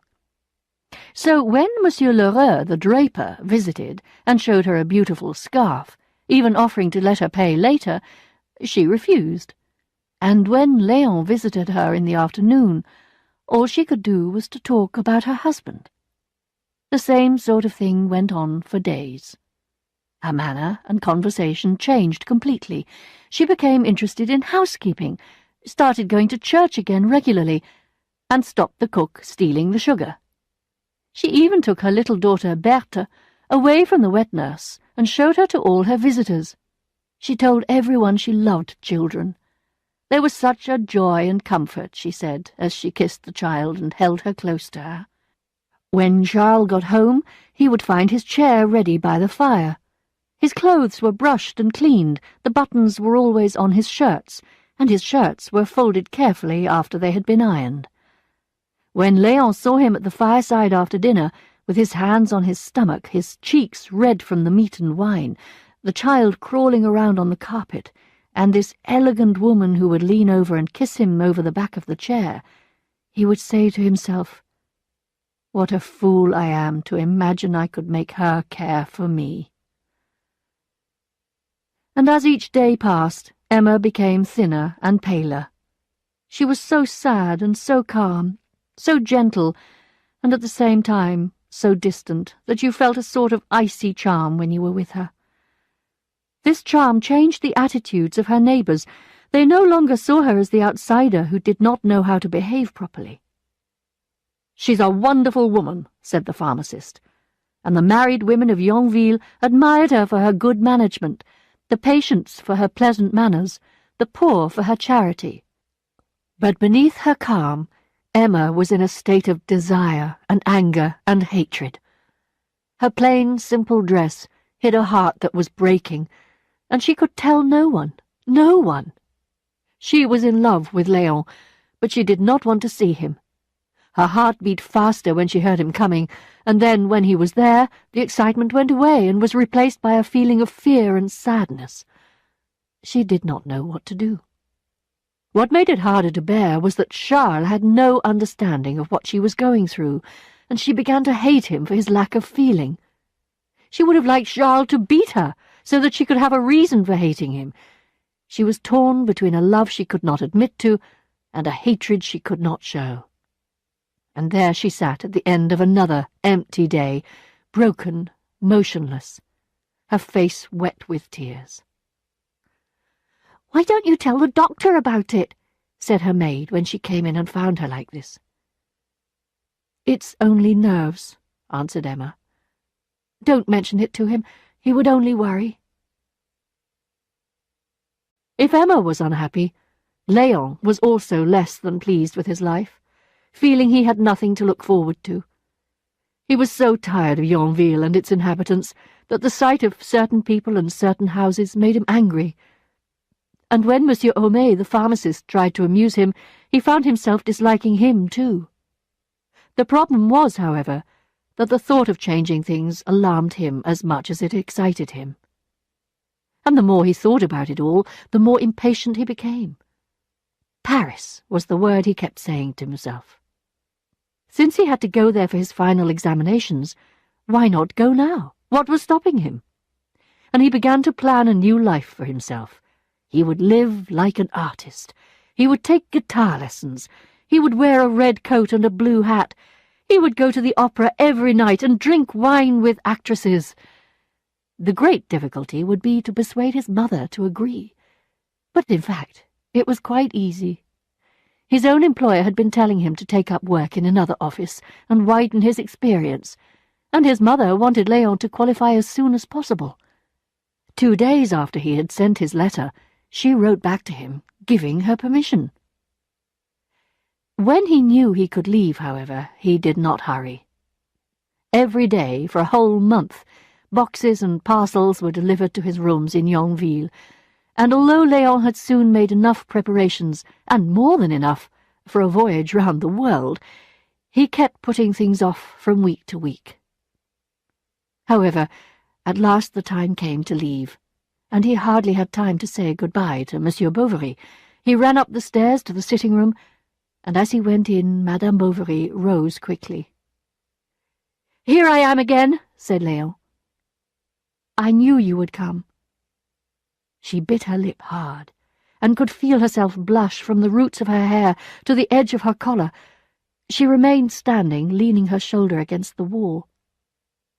"Is the doctor in?" he said. "No, he's gone out." And she repeated, "He's gone out." Then there was silence. "I would like to kiss Bertha good-bye," he said. Emma went down a few stairs and called Félicité.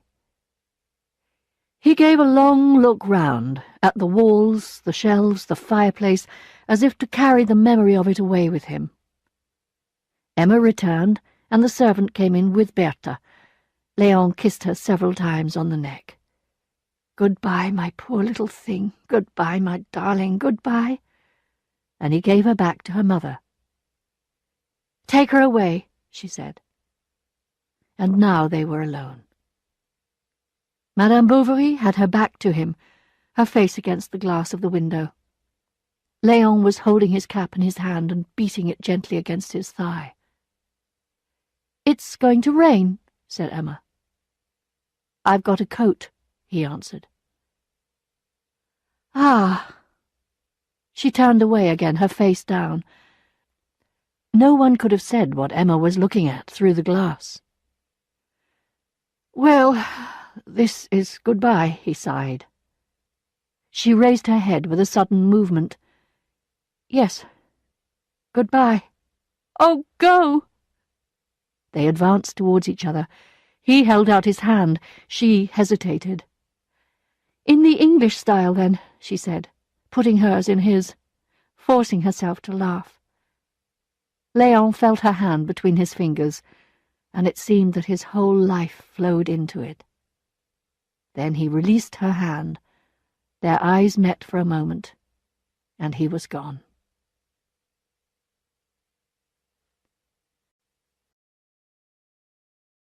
Chapter 9. Starting Again.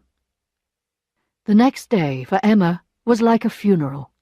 She felt the same grey unhappiness she had known when she came back from La Vaubyessard, with the dance tunes playing in her head, and her boring husband sitting opposite her. In her imagination, Léon came back to her, taller, more beautiful than ever. Though he was separated from her, he had not left her. He was there, and the walls of the house seemed to hold his shadow. She asked herself again and again why she had not taken the chance when it was offered to her.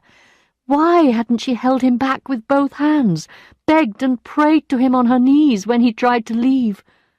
She cursed herself for not giving her love to Léon. She was thirsty for his lips. She wanted to fly after him and join him, to throw herself into his arms and say, "I have come, I am yours."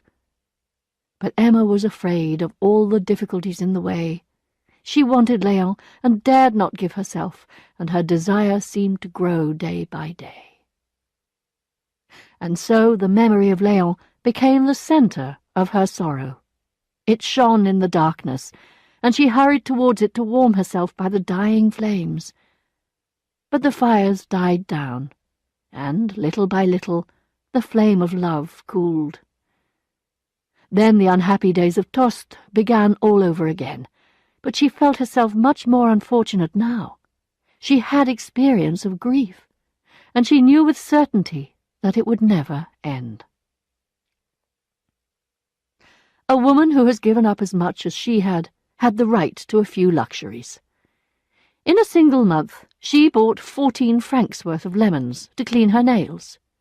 She wrote to Rouen and ordered a blue silk dress, and from Lheureux she bought the finest scarf he had in his shop.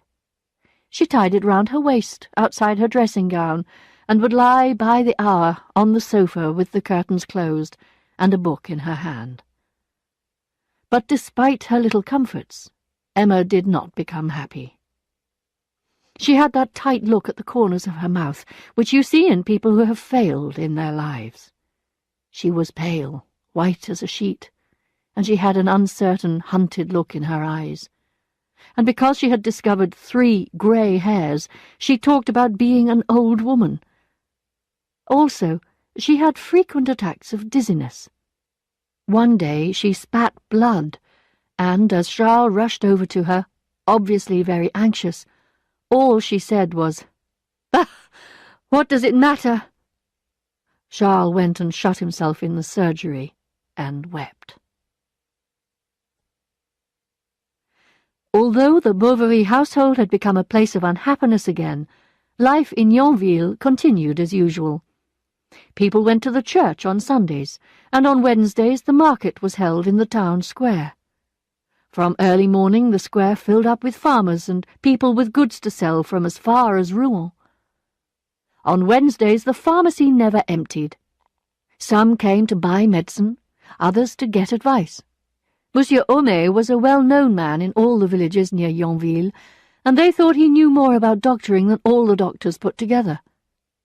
Emma was seated at her window and was amusing herself by looking at the crowd of country people, when she noticed a gentleman in a green coat. He was wearing yellow gloves and heavy, highly polished brown leather boots, and was making his way towards the doctor's house, followed by a farm worker. "Can I see the doctor?" he asked the maid. "Tell him Monsieur Rodolphe Boulanger of La Huchette is here." Charles came into the room, and Monsieur Boulanger presented his man, who said he wanted to be bled to cure his dizziness. So Bovary told them to bring him a bandage and a basin, and asked the maid to hold it. "Don't be afraid," he said, turning to the farm worker, who had gone as white as a sheet. "Not me, sir," he replied, and he stuck out a great arm for Charles to cut, and out shot the blood. "Hold the bowl nearer," cried Charles. "Look," said the worker. "You'd think it was a little fountain. My blood's red enough. You'd say that was a good sign now, wouldn't you?" Sometimes they feel nothing to start with. Then faintness begins, especially with big, strong people like this man here, said Charles to Monsieur Boulanger. Hearing this, the man gave a sudden movement and fell back into the chair. "I knew it," said Bovary, putting his finger on the vein. But now the bowl of blood was beginning to shake in the maid's hands, and she also turned pale. "Emma! Quick! I want you!" shouted Charles. She ran down the stairs. "Get me some vinegar," he said. "Good Lord, 2 of them at once!" "It's nothing at all," said Monsieur Boulanger calmly, as he took the maid in his arms and leaned her against the wall. Madame Bovary took hold of the basin. She bent down to put it under the table, and as she did so her long yellow dress spread out all around her on the floor. Then, as she stretched out her arm, she swayed a little, and the cloth moved with her, following the shape of the body beneath it. After a moment she went to fetch a jug of water, and she was putting some pieces of sugar in it when the pharmacist arrived to see what was happening. When things had become calmer, they began to talk about fainting attacks. Madame Bovary said she had never had one herself. "That's unusual for a woman," commented Monsieur Boulanger. "But there are some sensitive people around. I have seen soldiers faint at the sound of the big guns being prepared." Emma listened to him with admiration in her eyes. "Anyway, my man's fainting has given me the pleasure of meeting Madame," he added, looking at Emma as he spoke. He put down 3 francs on the corner of the table, bowed, and departed. He was soon on the other side of the river, on the road back to La Huchette, and from the bedroom window Emma could see him slowing down from time to time, like someone lost in thought. "Pretty little woman, this doctor's wife. Very pretty indeed. Lovely teeth, dark eyes, neat foot. She could be a Parisian. Where did she come from? And where did our fat country doctor pick her up?" Monsieur Rodolphe Boulanger was a man of 34, hard-hearted, but clever. He had plenty of experience with women, and knew how to get on with them.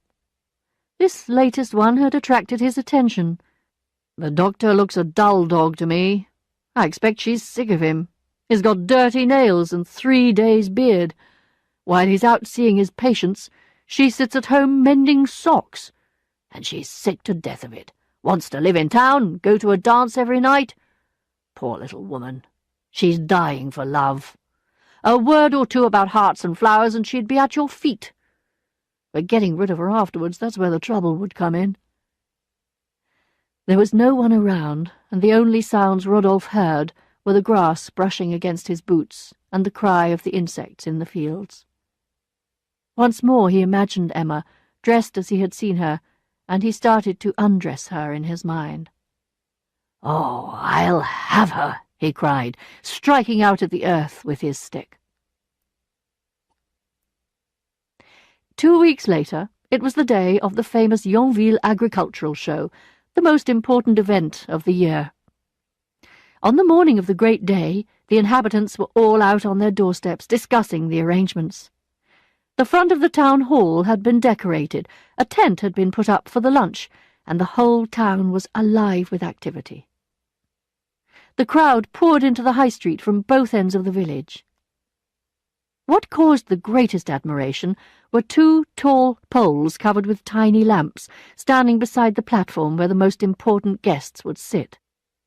Madame Lefrançois, the landlady of the Lion d'Or, and Monsieur Homais, the pharmacist, stood on the steps of the hotel, watching the growing crowd and the men going in and out of the Café de France, the main competition to the Lion d'Or. "Well, that won't last much longer," she said. "1 more week, and that will be the end of it." Homais looked at her in surprise.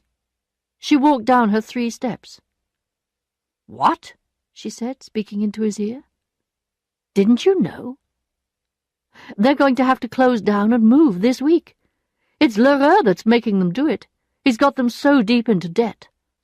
And Madame Lefrançois began to tell Monsieur Homais how the draper had lent the owners of the Café de France more money than they could ever pay back, and now they were having to sell everything. "Look," she said. "There he is, Lheureux, over there in the market. Look, he's bowing to Madame Bovary. Do look. She's got a green hat on. Do you see her? She's leaning on Monsieur Boulanger's arm." "Madame Bovary," said Homais. Oh, I must go over and say how do you do to her. She might like to have a seat on the platform. Rodolphe saw him coming and walked more quickly, but then, as Madame Bovary was getting out of breath, he slowed down. I wanted to avoid that fool. You know, that chemist fellow, he said to her with a laugh. Emma smiled at him. What does that smile mean, he wondered. Is she making fun of me? And he looked at her out of the corner of his eye as they walked on more quickly. When they reached the corner, Rodolphe, instead of going right into the square, suddenly turned down a side path, dragging Emma with him. "Good evening, Monsieur Lheureux," he called out. "See you later." "You did that very well," said Emma, laughing. "Why should I let these people bother me, and today of all days when I have the luck to be with you?" Emma blushed. He did not finish his sentence. Then he remarked on the fine weather, and said how nice it was to walk on the grass where small yellow flowers had sprung up. "Look," he said, "young girls in love use these to see if they are loved. Suppose I picked one of these. What do you think it would tell me?"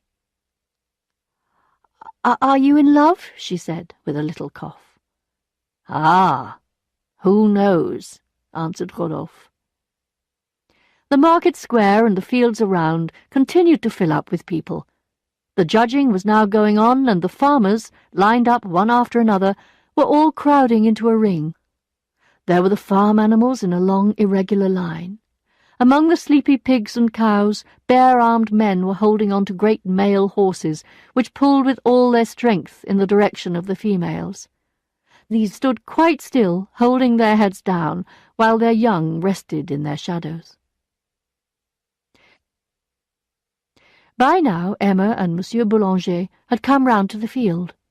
They discussed the people they saw, how Paris was so much more interesting than a place like Yonville, and they laughed at the fashions of the farmers' wives. "But anyway," he said, "when you live in the country, what's the point of looking good?" "I agree," answered Rodolphe. "Not one of these people knows when a coat is well cut and when it isn't." And they agreed that life away from town was hardly worth living. "Which is why," said Rodolphe, "I am so sad at times." "You?" she broke in with amazement. "I thought you had nothing to worry about." "Ah, yes, it seems so, but we cannot always show the world who we really are, our true selves.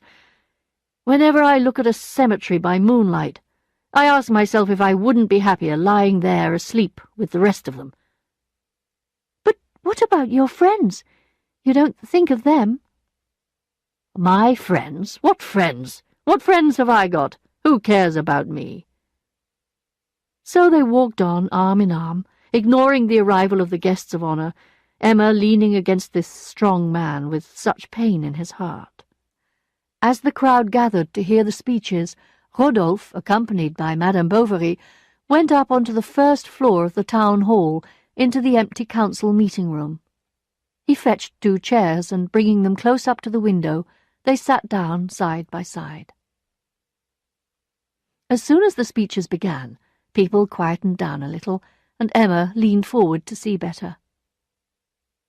"I'd better get a bit farther back," said Rodolphe. "Why?" asked Emma. "They might see me from down below, and then I would have to give explanations for at least a fortnight, and with my reputation—" "Oh, you're making yourself sound much worse than you are," said Emma. No, it's horrible, I tell you."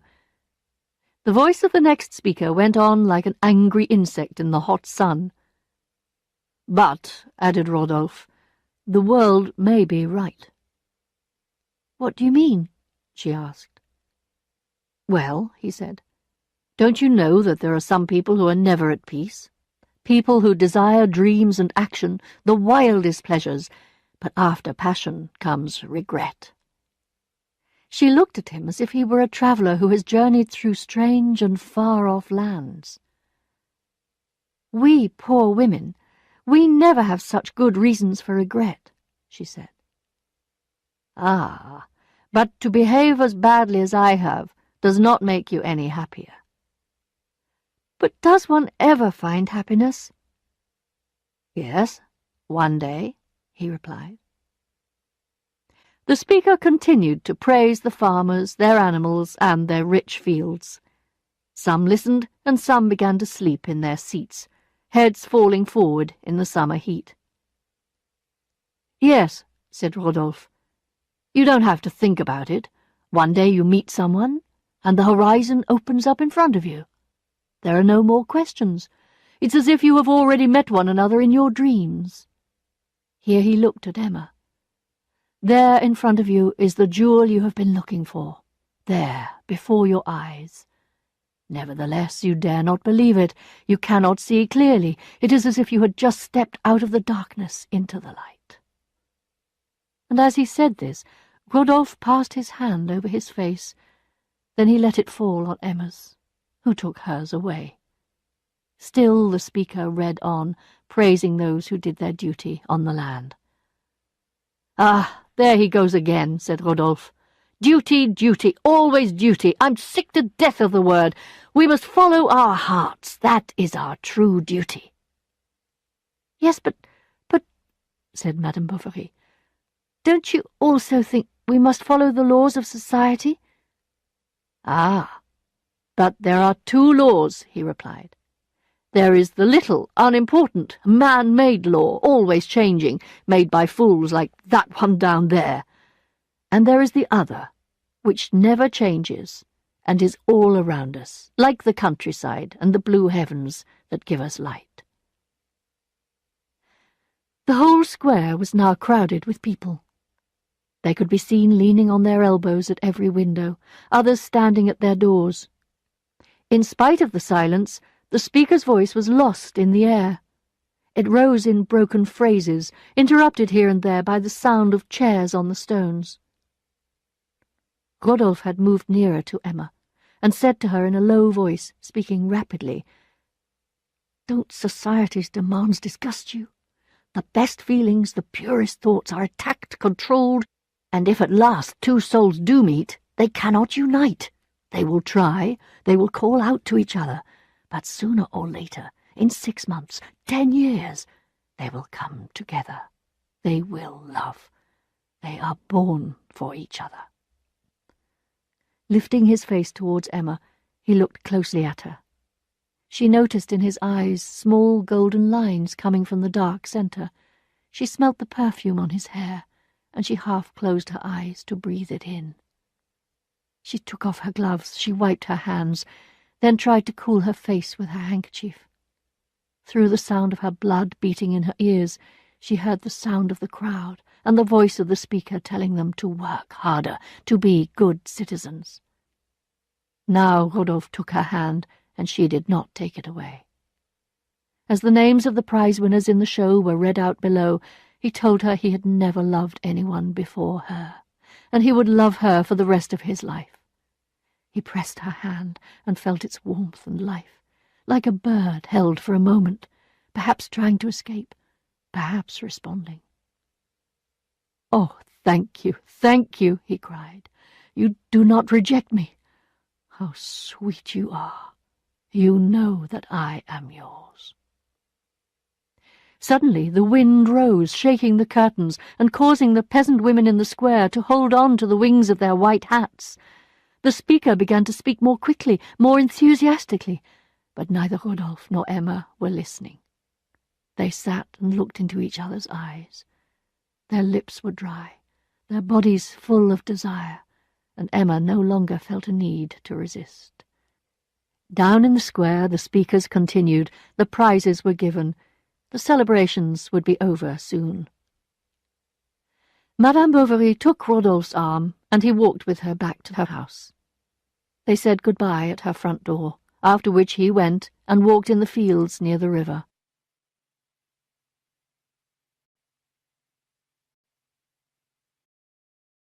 Chapter 10. Presents for a Lover. 6 weeks went by, and Rodolphe did not contact Emma. "I must not go back too soon," he had said to himself. "It would be a mistake." The week after the show, he went off shooting. When the hunting was over, he wondered if he had left it too long, but then he thought to himself, if she loved me from the first day, by now she will love me even more. I will let her wait. When he saw how pale she became when he entered the room, he knew he had made the right decision. She was alone, and it was getting dark.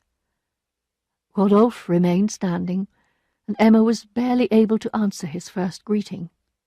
"I've been busy," he said. "I haven't been well." "Nothing serious?" she asked quickly. "Oh, well, no," said Rodolphe, sitting down. "I didn't want to come here again." "Why?" "Can't you guess?" He looked at her again, but with such a look of love that she lowered her eyes with a blush. "Emma," he began again. "Sir," she cried, moving back a little. "Ah, you see perfectly well now that I was right not to return," he said sadly. "But I have been thinking of you, thinking and thinking till I've become almost mad. Ah, forgive me.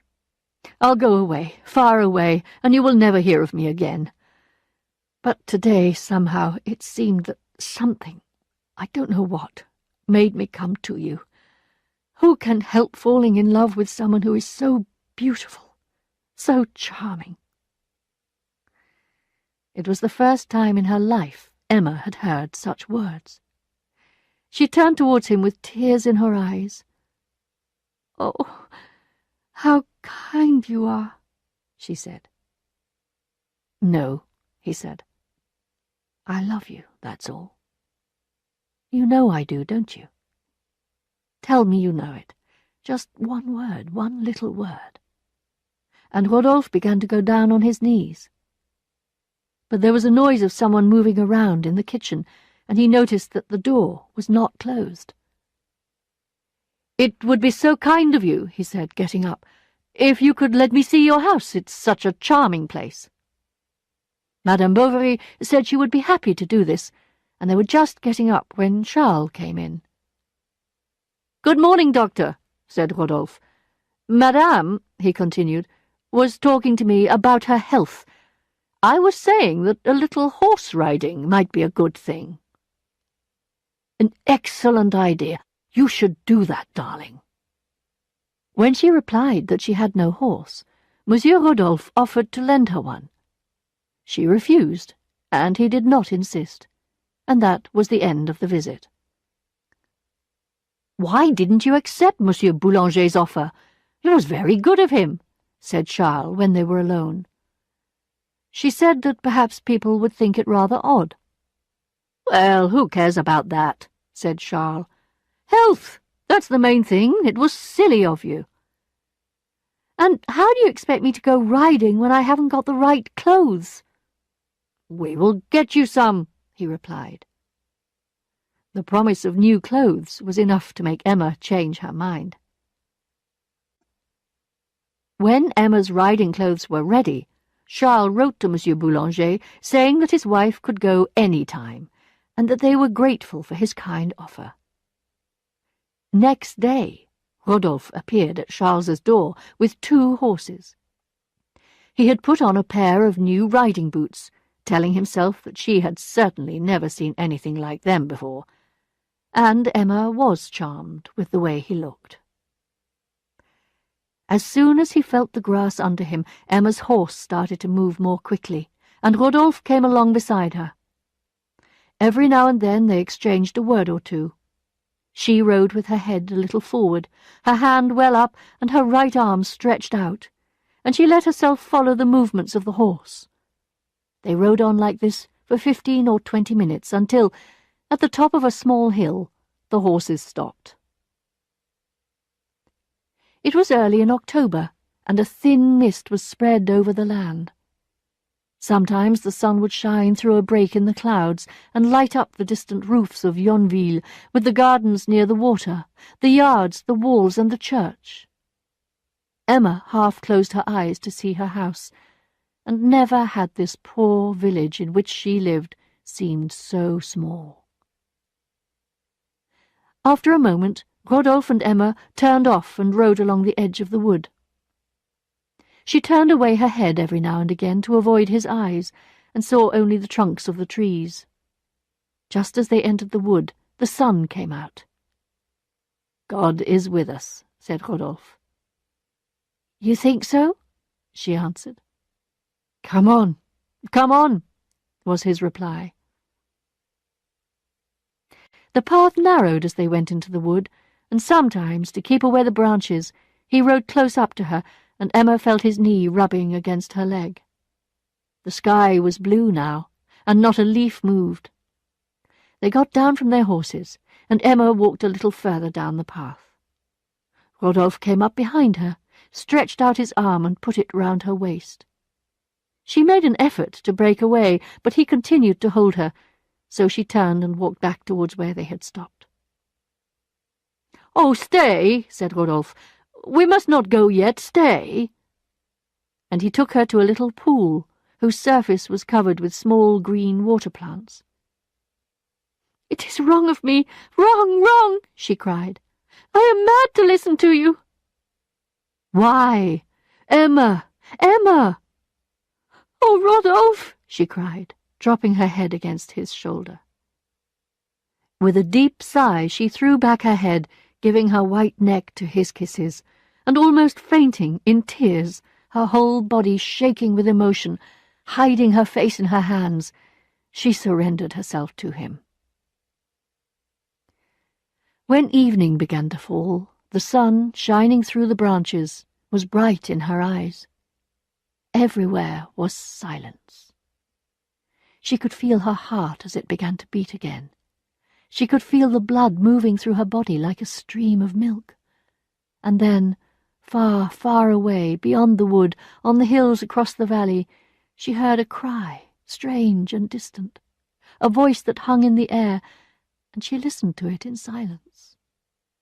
Rodolphe was standing with a cigar between his teeth, cleaning his fingernails with a small knife. They returned to Yonville by the way they had come. They saw the tracks of their horses in the soil, side by side, and there were the same bushes and the same stones in the grass. Nothing about them had changed, but for her something had happened, something more surprising than if the mountains had fallen into the sea. When she was alone in her room after dinner, she looked at herself in the mirror and was amazed at her own face. Never had her eyes looked so big, so dark, so deep. It was as if she had become another woman, and she kept saying to herself over and over again, "I have a lover, a lover." From that first day they wrote to each other every night. Emma took her letter to the end of the garden near the river and put it in a gap in the wall. Rodolphe would come and take it and put another in its place, and always she complained that his letters were too short. The time she had with him was too short too, so whenever Charles was called out early, Emma got up, threw on some clothes, and ran through the fields to Rodolphe's house. At this early hour, Rodolphe would still be asleep, and Emma seemed like a spring morning coming into his room. Laughing, he would pull her towards him and down onto his breast, and afterwards it would take them a quarter of an hour to say goodbye. Emma would burst out crying. She would have liked to stay with Rodolphe always and never leave him any more. But one day, when she came in unexpectedly, a look of annoyance passed over his face. "What's the matter?" she said. "Don't you feel well? Tell me." At first he said nothing, but then, looking very serious about it, he told her that he was worried about these early morning visits. People would start talking about her. They needed another meeting place. Rodolphe said he would look out for a house outside Yonville where they could be together, but all through the winter, 3 or 4 times a week, and when it was quite dark, the only place they could find was Emma's garden. They would come together there after Charles had gone to sleep. The cold made them hold each other tighter. Their eyes, though they could hardly see them in the growing darkness, seemed bigger. On wet nights they would take shelter in the surgery. She would light one of the kitchen candles, and Rodolphe made himself quite at home. The sight of the bookcase and the desk, everything in the room, in fact, seemed to amuse him, and he could not stop himself from making all sorts of little jokes about Charles. This did not please Emma. She would have liked him to be a little more serious, a little more dramatic. But Rodolphe felt no need to change his ways, and was, in fact, becoming a little bored with Emma's delicate emotions and sensitivities. She even talked about wanting a ring, a proper wedding ring, as a symbol of their union. He never spoke to her now as he used to, saying the sweet, tender things that had made her cry with happiness. He never kissed her and held her in the old way. No, that great love of theirs, on whose waves she had been carried away, seemed to be growing shallower beneath her, like the waters of a river in a dry summer, and now she could see the mud that lay beneath it. As Emma grew to understand that this great love affair might not be forever, Rodolphe found her becoming more and more distant, even cooler towards him. For a few weeks she even spent more time with Charles, trying to see if she could love him better. But it was no use, and Rodolphe thought to himself, "She'll get over it, it's just one of her little ways." He was right. All he had to do was to keep away, to miss their meeting for 3 or 4 nights, and once again her complaints stopped, and she was his. So love began for them again. Often in the middle of the day, Emma would take up a pen and write to him. And she did not only send letters, but also presents, small, expensive things that she could not afford, and which she could not ask her husband to buy. It was Monsieur Lheureux, the draper, who was able to help her here. As soon as he heard that Madame Bovary was buying gifts for someone, he made sure he met her as often as he could. He told her all about the latest deliveries from Paris, was very helpful, and never asked for his money. Emma found this a very easy way to satisfy her wish to please her lover, and she took full advantage of it. For example, she wanted to buy Rodolphe a very handsome riding whip that was on show at an umbrella shop in Rouen, and next week there was Monsieur Lheureux putting it on her dining-room table. But the day after that, he came along with a bill for 270 francs. Emma did not know what to do. All the drawers in the desk had been emptied out. She owed wages to the servants, and Bovary was anxiously waiting for a payment from Monsieur de Roseray, who in previous years had always paid his doctor's bill sometime in July. At first she managed to get rid of Lheureux, but in the end he lost patience. He had to pay his bills. Other people were asking him for the money. He would be forced to ask her to return the goods. "Very well, take them," said Emma. "Oh, I was only joking," he replied. "The only thing that worries me is the riding whip. I know, I'll ask the doctor to let me have it back." "No, don't!" she cried out. "Aha, I've got you," thought Lheureux to himself. And, sure of being on the right track, he went out, saying under his breath, "Right, we shall see, we shall see." She was wondering how she was going to get out of this difficulty, when the maid came in and put a little packet on the table. "From Monsieur de Roseray." Emma took the envelope and tore it open. It was enough money to pay her debts. She heard Charles coming up the stairs, and, without thinking, she threw the money to the back of the drawer, locked it, and took out the key. 3 days later, Lheureux reappeared. "I want to suggest an arrangement," he said. "If, instead of the sum agreed, you would—" "There you are," said she, putting the 400 francs in his hand. She was safe for the moment, but what would happen next time? What could she do to escape? Her dream now was to go away with Rodolphe. One night, when they met in the garden, and she was at her saddest and most beautiful, he asked her what he could do to help her, to bring back the smile to her face. "What must we do? What do you want?"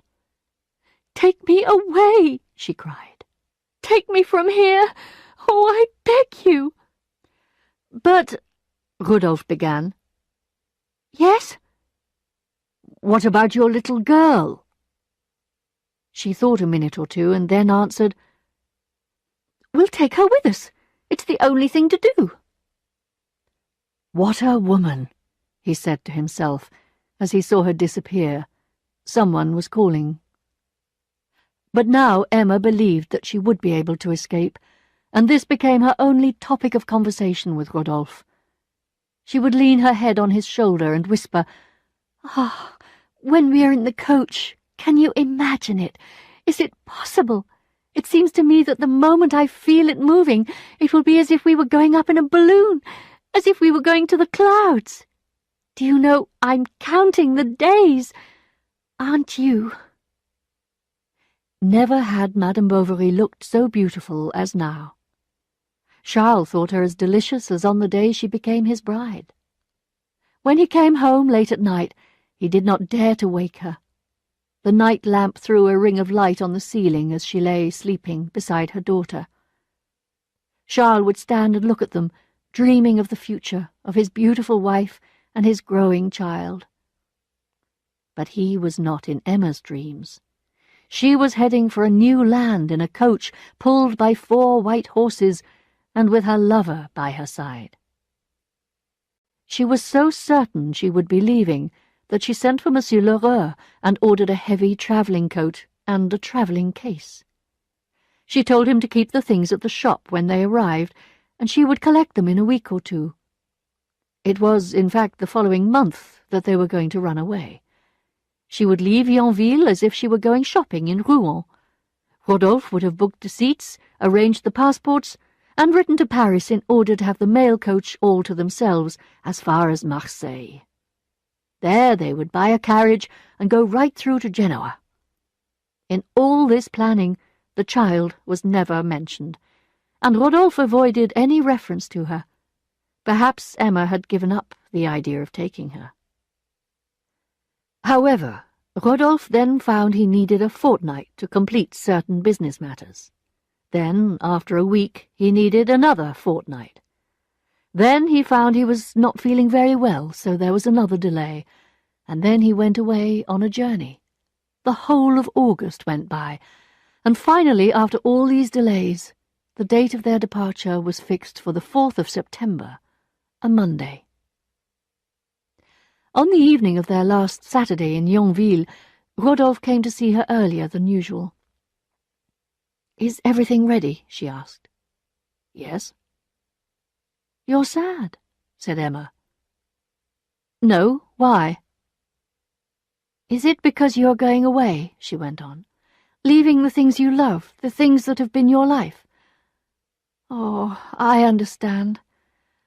But I have nothing in the world. You are everything to me, and so I shall be everything to you." "Oh, what a lovely night," said Rodolphe. "We shall have many more nights together," she answered, and then, as if speaking to herself, she went on, "Yes, it will be good to travel. But why is my heart so sad?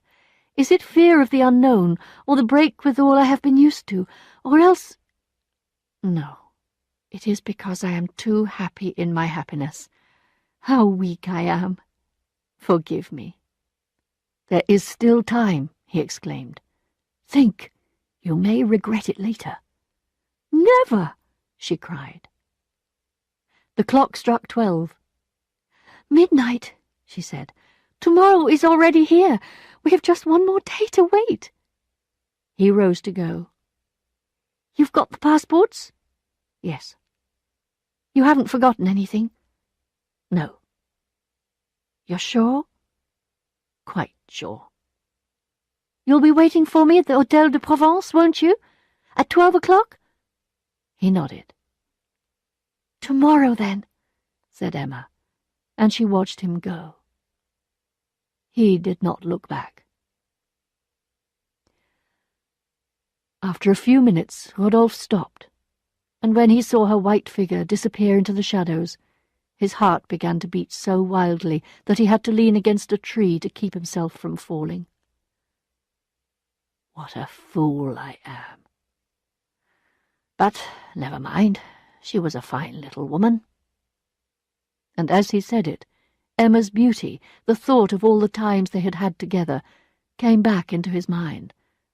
For a moment, tears came to his eyes, but then he felt a wave of anger against her. "After all," he cried, "I couldn't just go and bury myself alive like that, and have to look after the child, too. And think of the worry, the expense. Ah, no, it would have been too silly."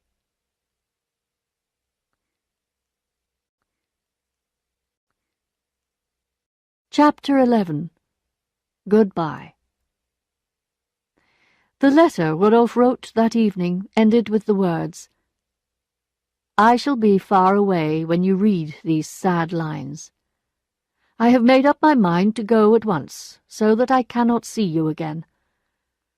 I shall come back, no doubt, and perhaps one day we shall talk together of the time when we were lovers. Your friend." As she read these words the next morning, Emma's first thought was to kill herself. Life no longer had meaning. How could she eat another meal, sit in the same room as her husband? Rodolphe, how could she live without him? The room started to spin around her. Nothing was still. She could not see, and everything went black. Then Charles was shouting for help, Bertha was screaming, and Félicité, the maid, with shaking hands, was loosening her mistress's clothing. Emma herself lay stretched out on the floor, shaking from head to foot. "Speak, speak," Charles kept on saying. "Emma, it's me, your own Charles, who loves you. Don't you know me? Here's your little one. Kiss her, Emma." The child stretched out her arms to her mother to put them round her neck. But Emma turned away her head and cried, "No, no, no one." She fainted away again. They carried her up to bed. She lay there, her mouth open, her eyes shut, her hands open, quite still. The tears ran from her eyes onto the pillow. For 43 days Charles never left Emma's side. His patients had to take care of themselves. He called in Monsieur Canivet in consultation. He sent to Rouen for Dr. Larivière, his old master. He was desperate. What scared him most was Emma's depressed condition. She did not speak, took no notice of anything, and did not even seem to suffer, as if her soul and body were both resting after the shock through which they had passed. About halfway through October, she was able to sit up in bed, supported by pillows. Charles cried when he saw her eating her first piece of bread and jam. She began to recover her strength and got up for an hour or two in the afternoons, and one day, when she was feeling much better, he persuaded her to walk a little in the garden, leaning on his arm. So they went, arm in arm, to the bottom of the garden and its low wall. Slowly she looked up, and, shading her eyes with her hand, she looked away, far, far away, into the distance. But there was nothing on the skyline, except the smoke of burning grass on the hills. She turned back to look into the garden, and remembered Rodolphe, remembered their nights of love in this place, and fell back into Charles's arms, seeing nothing. That night she was as ill as before, though this time her condition was more complicated. First it was her heart that troubled her, then her chest or her head, then she had attacks of vomiting, which Charles thought might be the early signs of cancer. And on top of all this trouble, the poor man was worried about money. First, he did not know how he was going to pay Monsieur Homais for all the medicines he had had from him, and the bills kept pouring in. Monsieur Lheureux, the draper, was especially difficult. In fact, when Emma's illness was at its worst, Lheureux, taking advantage of the situation, had rushed over with the coat, the travelling bag, 2 travelling boxes instead of 1, and other unordered items as well. Charles, of course, said he had no use for them, but it was no good. The goods had been ordered, and the draper was not going to take them back. In the end, Bovary found himself signing a document promising to pay in 6 months, and then borrowing another 1,000 francs. So Charles's problems worsened, while Lheureux was delighted to have both husband and wife in his debt. He saw it as a good investment. Charles often wondered how he was going to pay all this money back next year. He thought and thought. Maybe he should ask his father for help, or sell something. But his father would not listen, and he had nothing to sell. And then the whole situation began to look so black that he hurriedly pushed it out of his mind. The winter was a hard one, and Emma took longer to recover this time. When the weather was fine, they pushed her chair up to the window so that she could look out on the square. She had now taken a violent dislike to the garden, and the curtains on that side were always closed. Now she passed her time reading religious texts which the priest brought for her, and Rodolphe was pushed back into a hidden place in her heart.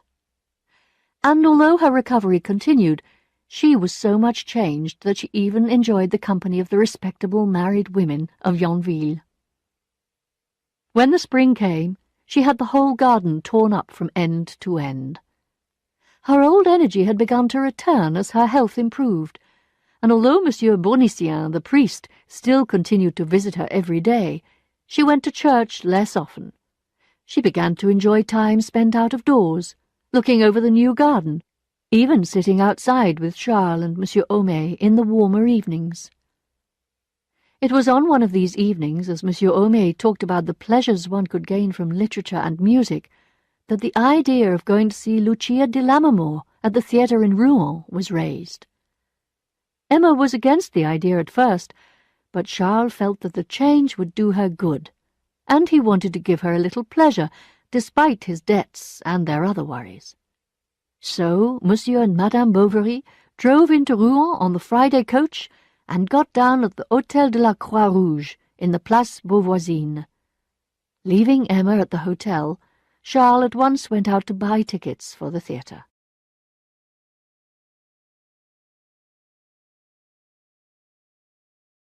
Chapter 12.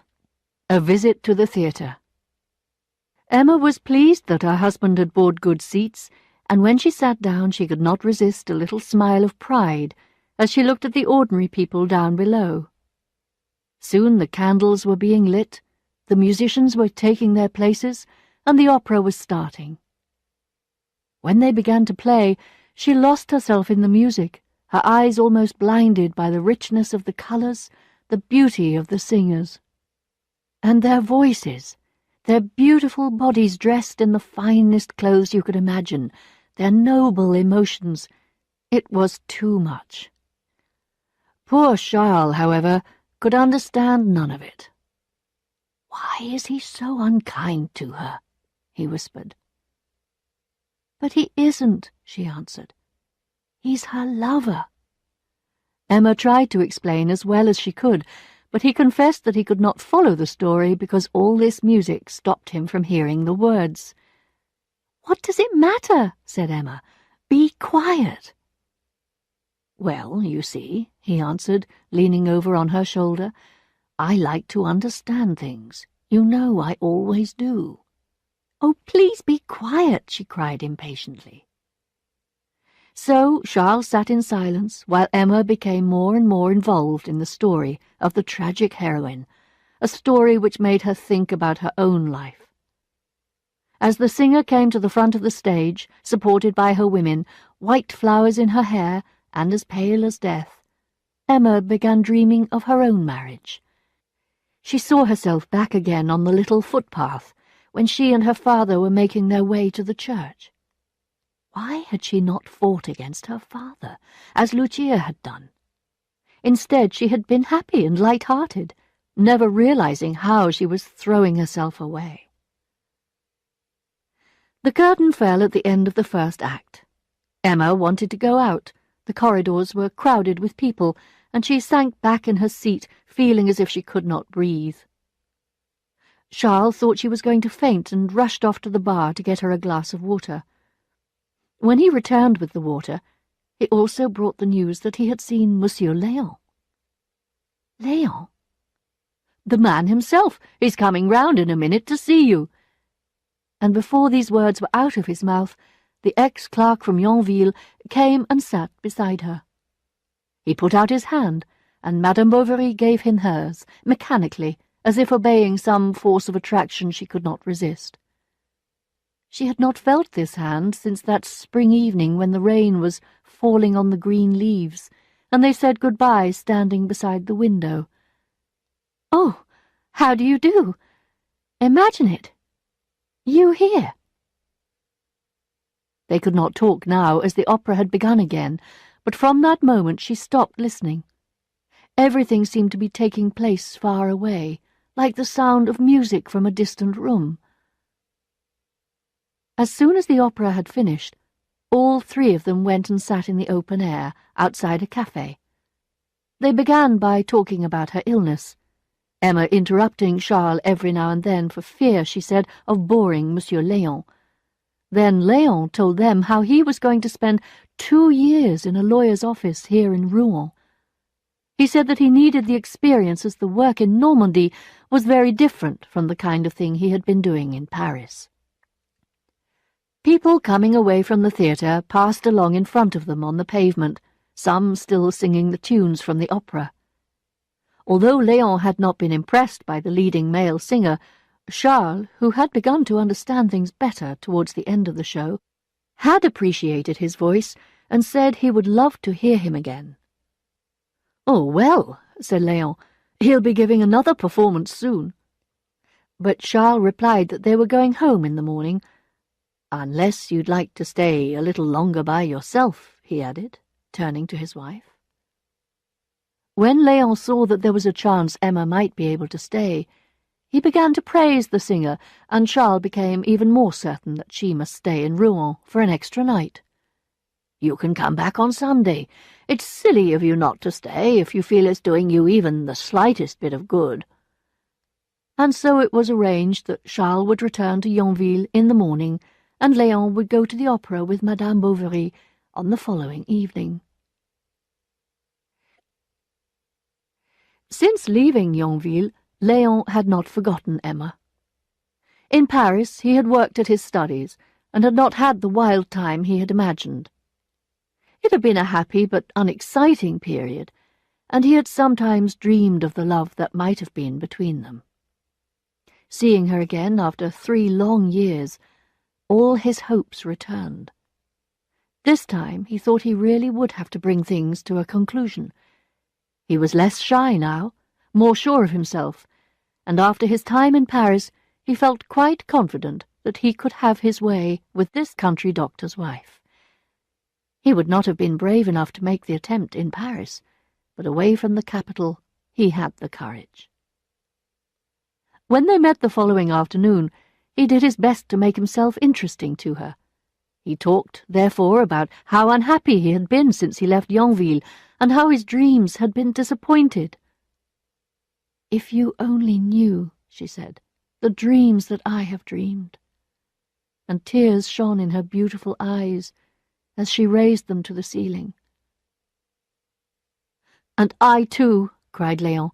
"I often went out, trying to lose myself in the noise of the crowd, but I was never able to get you out of my thoughts." Madame Bovary turned away her head, so that he should not see the smile she felt on her lips. She let him speak, saying nothing, waiting for him to say what she wanted to hear. She did not have to wait long. "And," he went on, "I wrote you so many letters that I never sent." "But why?" she asked. "Why?" And he hesitated a moment. "Because I loved you." Congratulating himself for having said the words, Léon watched her out of the corner of his eye. It was like looking at the sky after the sun has chased away the clouds. Her whole face was lit up with joy. He waited, and at last she said, "I always thought you did." Then they talked about all the things that had happened when he lived in Yonville. They spoke of the flowers in her garden, the dresses she used to wear, the furniture in her bedroom, and of all the things in and around the house. They talked, and before they realized how time had passed, it was 8 o'clock. She rose to light the candles, then she came and sat down again. "Well," said Léon, and he reached out and touched her hand. "What could stop us from beginning all over again now?" "No, my friend," she replied. "I am too old. You are too young. Forget all about me. Others will love you, and you will love them." "Not as I love you," he cried. "What a child you are! We have to be sensible. I mean it." And she did mean it. She intended to keep her distance, to be responsible. She had suffered too much to want to open those wounds again. However, she was not prepared for Léon's shyness. If he had been another Rodolphe, it would have been easy. She could have pushed him away without an effort. But Léon was so beautiful, so full of desire for her. She could see it in his eyes. But so gentle. She did not know what to do. When he took her face in his hands and kissed her, she could not resist, because he did it without force, with such care. But still, she could not let this happen. So she looked at the clock above the fireplace and said, "Heavens, look at the time! We have forgotten all about the theatre, and I must go back to my poor husband tomorrow, so there is my last chance gone." "Are you really going back?" said Léon. "I am." "But I must see you again," he said. "I had something I wanted to tell you." "What is it?" Something very serious, very important." "Ah, but no, you won't go back. You can't, if you only knew. Listen, you mustn't go like this. Let me see you again, I beg you. Once, just once." "Well," and she stopped. And then, as if on second thoughts, she said, "Oh no, not here." "Wherever you like." "Will you—" She seemed to be thinking. Then suddenly she said, "Tomorrow at 11 in the cathedral." "I shall be there," he cried, taking both her hands. But that night Emma wrote a long, long letter, excusing herself from meeting him. It was all over now, and for their own sakes it would be better for them not to meet. But when the letter was sealed up, she realized she did not know Léon's address. "I will give it to him myself," she said. "He is sure to come." Léon arrived early at the cathedral and had to wait in the cool shadows for what seemed like hours. Suddenly, at around 11 o'clock, there was the sound of silk upon the stones, the shadow of a hat on the wall. It was Emma. Léon rose and went to meet her. Emma was pale, and she was walking quickly. "Read this," she said, holding out a paper. But then, seeming to change her mind, she cried out, "Oh, no, never mind," and she quickly tore away her hand and went out into the sunshine again. She did not know what to do, how to go on. She wanted to be here, to be with him, and at the same time to fly away. Léon followed, feeling that his love was in danger of disappearing like smoke. Wanting to take back control of the situation, which he felt was slipping through his fingers, he decided to hire one of the carriages which were waiting. They could drive away, be together in this private, dark space. They could not go to his room nor to hers, so a carriage, hired for the day, would be their shelter. "Léon, really, I don't know whether I ought. It's not the proper thing to do, you know it isn't." "Why not?" answered the clerk. "It's done in Paris." Emma had no reply to this. "Where to, sir?" said the driver. "Wherever you like," said Léon, pushing Emma inside, and so they set off, first going down to the bridge over the river, then across the main square, past the town hall, and stopping beside a statue. "Keep going," said a voice from inside. The carriage started again, and following the downhill road after leaving the centre of town, it drove at full speed into the square in front of the railway station. "No, no, straight on!" shouted the voice again.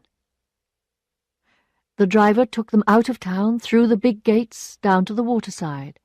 Along by the river the vehicle went, towards the little town of Oisel. And on went the carriage, with its sweating driver and tired horse. Each time they stopped, the man's voice cried out, "Drive on!" Until at about 6 in the evening the carriage stopped in a side street, and a woman got out.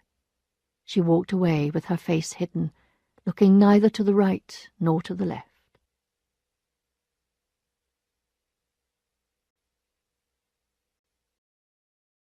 Chapter 13. Love Once More. When she got back to her hotel, Emma was shocked not to find the Yonville coach. The driver had waited 53 minutes, and had at last set off without her. Although there was no strong reason why she should go home, she had promised that she would be back that evening, and she knew Charles would be expecting her. In her heart she was also feeling guilty for her afternoon of love with Léon. Going home this evening was an easy way of making herself feel better about what she had just done. So she threw her things into her bag, paid her bill, hired a small carriage from the hotel, and telling the driver to drive like the wind, managed to catch up with the coach just as it was driving into Quincampoix. She had hardly sunk into her corner when she closed her eyes, and did not open them again till they were at the bottom of the hill. Some way off she recognized her maid, Félicité, who was waiting for her at the entrance to the village. The driver pulled in to the side, and the maid called up to her mistress, "Madame, you must go at once to Monsieur Homais, something very urgent." The village was as quiet as usual, but when she went into Monsieur Homais' house, she found the pharmacist waiting for her, with a serious expression on his face. "Madame, I fear I have bad news for you. Your father-in-law is dead." In fact, Monsieur Bovary Senior had died the previous evening, quite suddenly, just after getting up from dinner. As Charles was anxious that Emma should not be upset, he had asked Monsieur Homais to break the news to her. He had thought it might be less of a shock if it came from someone outside the family. Although Charles's thought was kind, Emma was not in fact greatly upset, and went immediately to her house. When he heard Emma knock, Charles came forward to greet her with open arms and said, with tears in his voice, "Oh, my dear." He bent down to kiss her, but at the touch of his lips the memory of her lover took hold of her, and she passed her hand over her face to hide her look of disgust. Nevertheless, she managed to say, "Yes, I know. He showed her the letter in which his mother told him the news. Emma gave the letter back, and at dinner, out of politeness, pretended to have no appetite. But as he encouraged her, she forced herself to eat, while Charles sat facing her in motionless sorrow. Every now and then he would raise his head and look at her sadly. Once he said, "I wish I could have seen him one more time." She made no answer. Then, realizing that some sort of comment was required of her, she asked, "How old was your father?" 58. "Oh." And that was all. A quarter of an hour afterwards he added, "Poor mother, what will happen to her now?" Emma had no idea, and made a silent gesture. Feeling that her silence was the result of sorrow at the news, Charles made an effort to be more cheerful. "Did you have a good time yesterday?" "Yes," she replied. When the table was cleared, neither Bovary nor Emma moved. As she continued to look at him, she found that she could not pity him. He seemed a weak thing, a poor man in every way. How could she get rid of him? The evening would be endless. Next day, Charles's mother arrived, and the weeping started again. Emma said she had a lot of things to organize, and went out. Charles thought of his father, and he was surprised at feeling so affectionate towards him. He had never thought he loved his father. Madame Bovary Senior also thought of her husband. It was all over now, and even the worst of her days with him were pleasant memories. While the son thought about his lost father, Emma thought that only 48 hours earlier she and Léon were together, with the world shut out, drowning in love, amazed by each other's beauty. She tried to recover the details of that lost day of happiness and pleasure. She would have liked to hear and see nothing new in order not to lose a moment of remembered delight, but she found that her husband's noisy sorrow was driving it all from her memory. The next afternoon, when all three of them were sitting in the garden, they saw Monsieur Lheureux coming through the gate. He had heard of the sad event and had come to visit them. After he had expressed his sorrow at their loss, he said to Charles, "Could I have a word in private with your wife? It's about that matter, you know." Charles blushed to the roots of his hair as he answered, "Ah, yes, of course. Darling, do you think—" She seemed to understand and got up. "It's nothing," said Charles to his mother, "only a little household matter." As soon as they were alone, Monsieur Lheureux began to congratulate Emma on the money she and her husband would have now that Monsieur Bovary's father had died. "And as you are well again," he continued, "I was coming to make proposals for another arrangement." What he in fact proposed was that Emma should take over the responsibility for all the debts to stop her husband worrying. Then she and Monsieur Lheureux would be able to settle all the details. She did not understand, so she said nothing. Lheureux quickly added that there were some things that Madame could not possibly do without. For example, he would send her across a dozen meters of beautiful black silk for a dress. "The one you have on is good enough for the house, but you need another one for visiting. I saw that straight away when I came in." He did not send the fabric. He brought it. Then he came back for the measurements. He kept coming back, doing everything he could to be of use, to make himself liked. And every time he came, he reminded her that she should be the one who managed the couple's legal and financial affairs. He never mentioned the old bills, and she never let them enter her head. Charles certainly had said something about them when she was beginning to get better, but she had so many things to worry her at the time that she thought no more about them. Moreover, she avoided starting any discussion about money while her mother-in-law was there. But as soon as she had left, Emma began to amaze her husband with her practical good sense.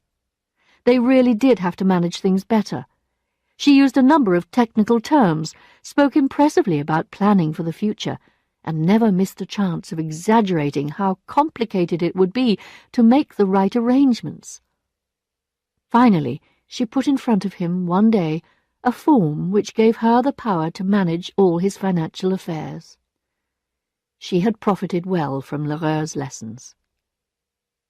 Charles, good, simple man, asked her where the form came from. She told him it had been written by Monsieur Guillaumin, the Yonville lawyer, and then added, "But I wouldn't trust him further than I could see him. These lawyers are nearly as bad as the criminals they work with. Perhaps we ought to consult—" "No, there's no one." "What about Léon?" said Charles, thinking hard. He had said exactly the name Emma wanted him to say. Now she could suggest that it was difficult to explain matters by letter, and she offered to go over to Rouen and speak to him directly. Charles would not hear of troubling her. She insisted. It was a battle of kindness. Finally she cried, "Now, not another word, please. I am going." "How kind you are," he said, kissing her on the forehead. The next morning she was off to Rouen in the coach, to consult Monsieur Léon. She stayed for 3 days. They were 3 wonderful days. They stayed down near the harbour at the Hôtel de Boulogne, and there they lived, with the curtains closed, the doors locked, the floor covered with flowers, and iced drinks brought up every morning. Towards evening they would take a boat and go and have dinner on one of the islands. As they left the town, smoke rose up among the trees, and the red sun, reflected on the oily water of the harbour, looked like blood on polished metal. They went down between the rows of boats, and the noises of the town grew fainter and fainter. When finally they arrived at their favourite restaurant, she untied her hat, and they stepped out of the boat onto their island. They went into a small cafe with dark fishing nets hung up at the door, and sat themselves down in the low-ceilinged room. They ate small fried fish, followed by cherries and cream, and then went and sat on the grass. They kissed and held one another under the trees, out of view. They would have liked to live forever in that little spot, which, in their present happiness, they thought the most beautiful place on earth. They had both seen trees before, and blue sky, and grass. It was not the first time they had heard the sound of water and the music of the wind in the trees. But they had never really admired these things till now. It was as if nature had not really existed before, or had only begun to show its beauty after they had satisfied their desires. When it was dark, they started for home again. The boat kept close to the shores of the little islands. They did not speak, but sat silently in the back of the boat, listening to the water. Emma looked across at Léon. Her head was raised, her hands were held together, her eyes raised to the sky. She was beautiful tonight. Then Léon put his hand on a piece of red ribbon lying in the bottom of the boat. The boatman took it and examined it. "Ah," he said at last. "Maybe it belongs to one of the people I took out a few days ago. They were having fun, I can tell you. Ladies and gentlemen, with cakes and bottles of wine. I remember one of them in particular. A fine, handsome man he was, with a little moustache. Lord, he was funny, though. They kept on saying, 'Come on, tell us another, Adolphe.' Oh, Rodolphe. Yes, Rodolphe, that was his name." Emma shook from head to foot. "What's the matter?" said Léon, moving closer. "Oh, it's nothing. The night air is a little cool." "The sort of gentleman who has plenty of lady friends," added the old boatman. The morning after this last dinner on the island, Emma had to return to Yonville, and Léon had to get back to his normal life in Rouen. However, he found this difficult, and he started ignoring his friends and not looking after his business. Every day he waited for her letters. He read them again and again, and he wrote back to her immediately, remembering every detail of their time together. And unlike most memories, these did not seem to fade, but grew stronger. The need to see her became so great that one Saturday morning he ran out of his office and took the coach to Yonville.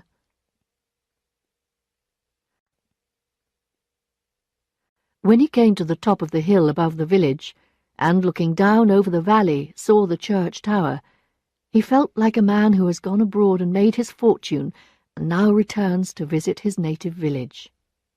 He walked down to her house and saw that there was a light in the kitchen.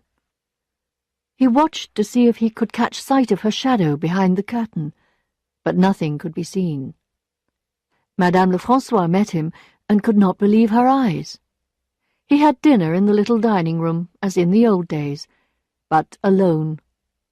He then went and knocked at the doctor's door. Madame was upstairs in her bedroom, and did not come down for a quarter of an hour.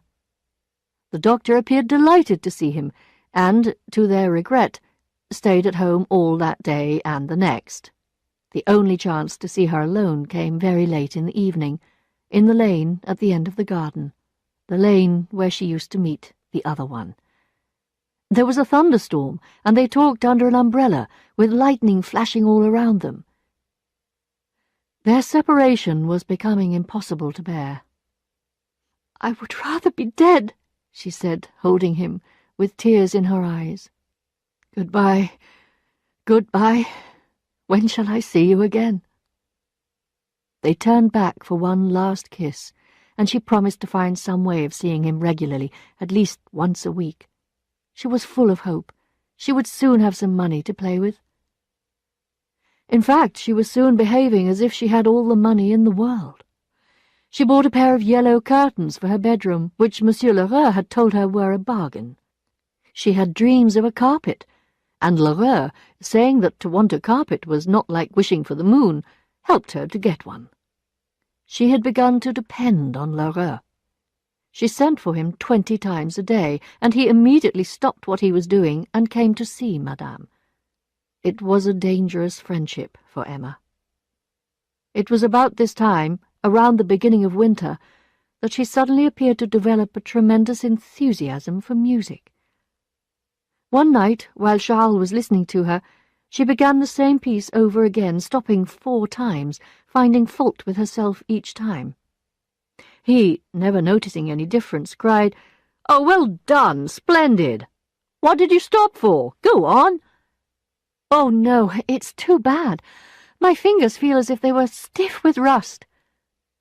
Next day he begged her to play him something more. "Oh, well, if you want me to." Charles confessed he had heard her play better. She kept hitting the wrong notes, and finally came to a sudden stop. "Oh, it's no good. I ought to have some lessons, but—" She bit her lip and added, 20 francs a time. It's too expensive." "Well, yes, it is," said Charles. "But perhaps it could be managed a bit cheaper. Sometimes a less well-known artist can be better than a teacher with a big reputation."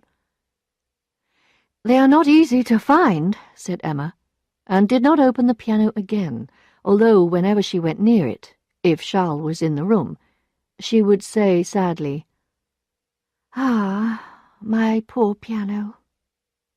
And when she had visitors, she never failed to tell them she had given up her music and could not now start again because of their lack of money, and they would say what a pity it was, since she had such a gift. They even spoke to Charles about it, especially the pharmacist, saying it was really too bad of him. "You're making a mistake. You should never let a natural gift lie unused. Besides, my friend, you should remember that by encouraging your wife to study now, you will be saving on your child's musical education later. In my opinion, children ought always to be taught by their own mother." So Charles again came back to this piano question. Emma replied bitterly that they might as well sell it, for all the good it was. But to sell this piano, something she had been so proud of, was an idea that Bovary could not accept. "Well," he said, "if you want a lesson now and again, it might be possible." "Yes," she replied, "but it's no good having lessons unless you take them regularly." That was how she managed to get permission from her husband to go to Rouen once a week to see her lover. At the end of a month, everyone said that she had made a lot of progress.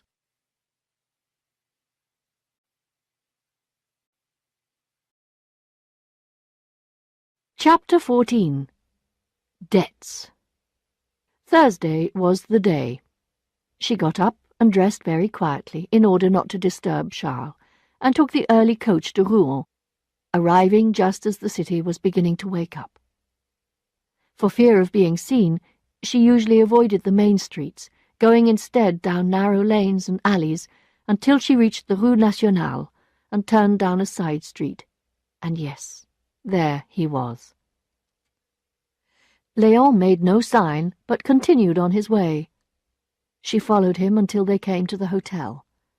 In he went, and up the stairs, opened the door of their room, and entered. And then how they kissed, and then how they talked. They spoke of all the worries they had had during the week, all the things they had done. But that was all over now, and they looked at each other with little sounds of delight, and words of tenderness and love. The bed was large, with red curtains, and there was nothing so beautiful in the world as her dark head and white skin against the dark red, when, with a shy little gesture, she put her arms together and hid her face in her hands. How they loved this room! They had their lunch by the fire on a little side table. They were so completely involved in each other that it seemed like being in their own home, and they dreamed they would continue to live there always. They talked about our room, and for the first time in his life, Léon tasted the sweetness of female company, a woman's life. He knelt on the ground in front of her, and with his 2 elbows on her knees, looked at her with a smile, leaning his face towards her. And she leaned down to him and whispered, "Oh, don't move, don't speak, look at me. There is something in your eyes so sweet. It does me so much good." And she called him child. "Do you love me, child?" And she hardly heard his reply, so wildly did he press his lips to her mouth. At the end of their day she would say, "Goodbye till Thursday. Thursday." Then suddenly she would seize his head in both her hands, kiss him quickly on the forehead, and crying, "Goodbye," run down the stairs. Charles would be at home and waiting for her, and at last Madame arrived. She hardly looked at her child, and if dinner was late, did not criticize the cook. Often her husband, seeing how pale she was, asked her if she was feeling ill. "No," said Emma. "But," he answered, "you seem so strange tonight." "Oh, no, it's nothing. I'm all right." But her whole life had become a lie, in which her love for Léon lay hidden from the world. Lying became a necessary part of her day, almost a hobby. One day, however, Monsieur Lheureux met her in Rouen as she was coming out of the Hôtel de Boulogne with Léon. It gave her a shock, and she thought he would tell everyone. He was not such a fool. But 3 days later he came into her room, shut the door behind him, and said, "I need some money, and soon." She told him she could not let him have any. Lheureux reminded her how helpful he had always been, and pulled out of his pocket an account of goods not paid for, more than 2,000 francs. She lowered her head. "But if you haven't got cash, you've got property." And he mentioned a farm near Aumale that Charles had inherited from his father. Lheureux knew everything, how big the farm was, how much rent it was worth. "If I were you," he said, "I would pay my debts, and there would still be some money left over." He came back the following week, saying that after a lot of trouble he had found a buyer willing to pay 4,000 francs for the farm. Emma was happier than she had been for months. But Lheureux shook his head and told her how much richer she would be if she let him manage these affairs. Finally he persuaded her to borrow even more money from him, and to sign a series of documents which she did not understand. He told her this would give her more cash now, cash she could use to pay her other debts and buy some of the little things she wanted. Emma, with her mind full of thoughts of Léon and what they could do together, did not even read the papers, but simply signed her name where Lheureux placed his dirty finger. With this money in her hands, she felt she might begin to be free. Freedom, however, was a disappointment. Despite her hopes, she now found Léon less pleased to meet her than before, less in love. Because she had more money in her pocket, she made more demands on him, but his employer was worried about his work, and his friends asked him why they could no longer see him. And the more Emma demanded, the less Léon wanted to give, and while her love, her need continued to grow, so did her anger. In the end, she brought roses for him from Yonville and threw them in his face. So Emma was not happy. Why was there this emptiness in her life? Why did whatever she wanted turn into dust? Everything was a lie. Every smile hid a bored yawn. Every promise hid a curse. To make matters worse, one day a small red-faced man came to the house explaining that he came from a Monsieur Vinsart of Rouen. He politely handed her a paper. It was a bill for 700 francs, signed by her. Lheureux had sold her bills to a moneylender. She sent the servant to fetch him. He was busy and could not come, and the stranger asked what reply he should take to Monsieur Vinsart. "Well," said Emma, "tell him I haven't got it. It will have to be next week. Ask him to wait. Yes, next week, tell him." The man left without another word. Next day, at 12 o'clock, a legal document was handed to her, and the sight of the piece of paper with the government stamp on it, and the name Maître Aran, bailiff at Buchy, written on it in big letters, scared her so much that she ran without a moment's delay to Monsieur Lheureux's shop. She found him there, tying up a big parcel. "What can we do for Madame today?" he asked, and he showed Madame upstairs to his little office. "What's the matter?" said Lheureux, seating himself in his big armchair. "Look at that," and she showed him the paper. "Well, what can I do?" This made her more angry than frightened. Hadn't he promised not to sell her bills? He agreed that he had, but added, "I had no choice. I had a knife at my throat." "What's going to happen now?" "Oh, I'll tell you what will happen, that's easy. You go before the judge, you pay, or they sell your things. It's quite simple." Though Emma wanted to hit him, she asked him sweetly if there was anything she could do to keep this Vinsart quiet. "Oh, no, keep Vinsart quiet. You don't know much about him, that's clear. He's more bloodthirsty than a tiger." Emma cried out that Monsieur Lheureux really would have to do something. "I think I've been pretty good to you. Look at this," he said, opening a record book and running his finger up the page. "Here, and again here. 3rd of August, 200 francs. 17th of June, 150. 23rd of March, 46. In April—" He stopped. "Anyway, I've had enough of these delays, and that's that." Emma said no more. What could she do? When she went to Rouen, Léon gave her little comfort. He had just heard that he was going to be promoted to chief clerk in his law firm. It was time for him to think about his future. No more love-making.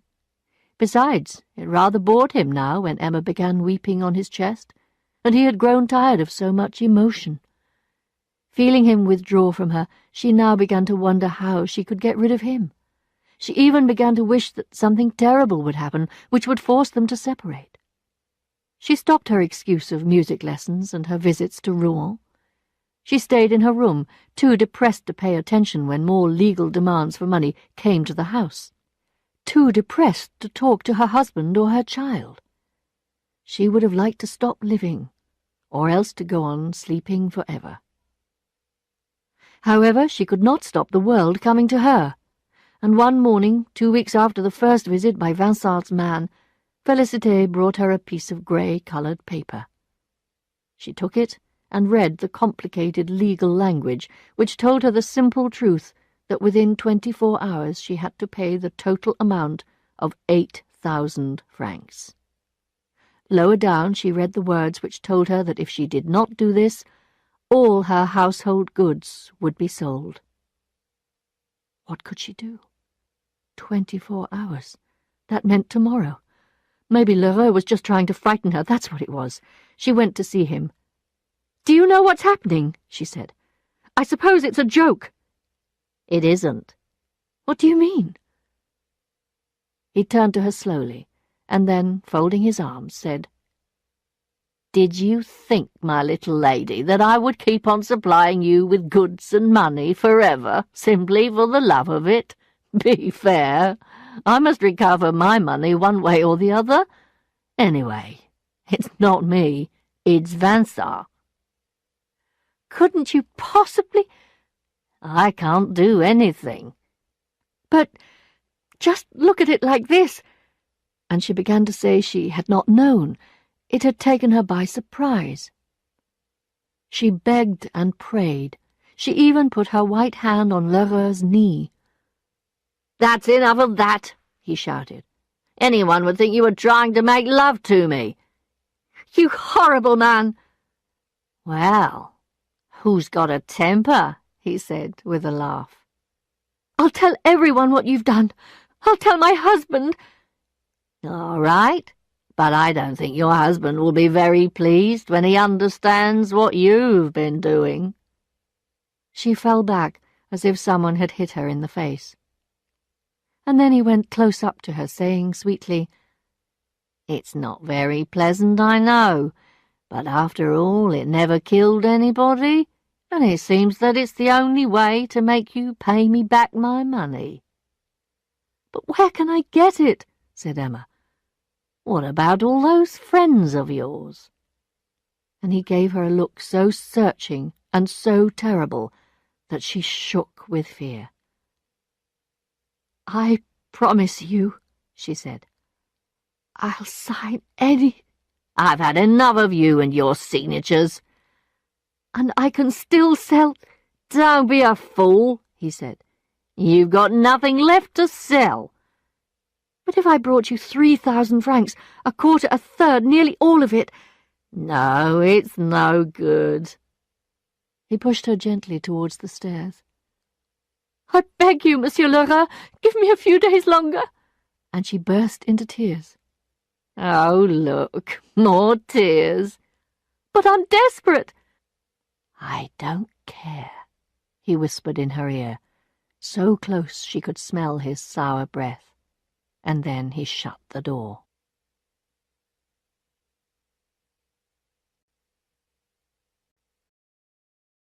Chapter 15. A Death. She was brave next day, when Maître Aron, the bailiff, accompanied by 2 witnesses, came to make a list of the goods to be sold. They began with Charles's consulting room, then went into the kitchen and bedroom. They examined her dresses, they searched through her dressing room, and her whole way of life, with all its little secrets, was laid bare, like a body on an operating table. Maître Aron, with his black coat buttoned up to the neck, his white tie and polished boots, would say from time to time, "Pardon me, madame, will you allow me?"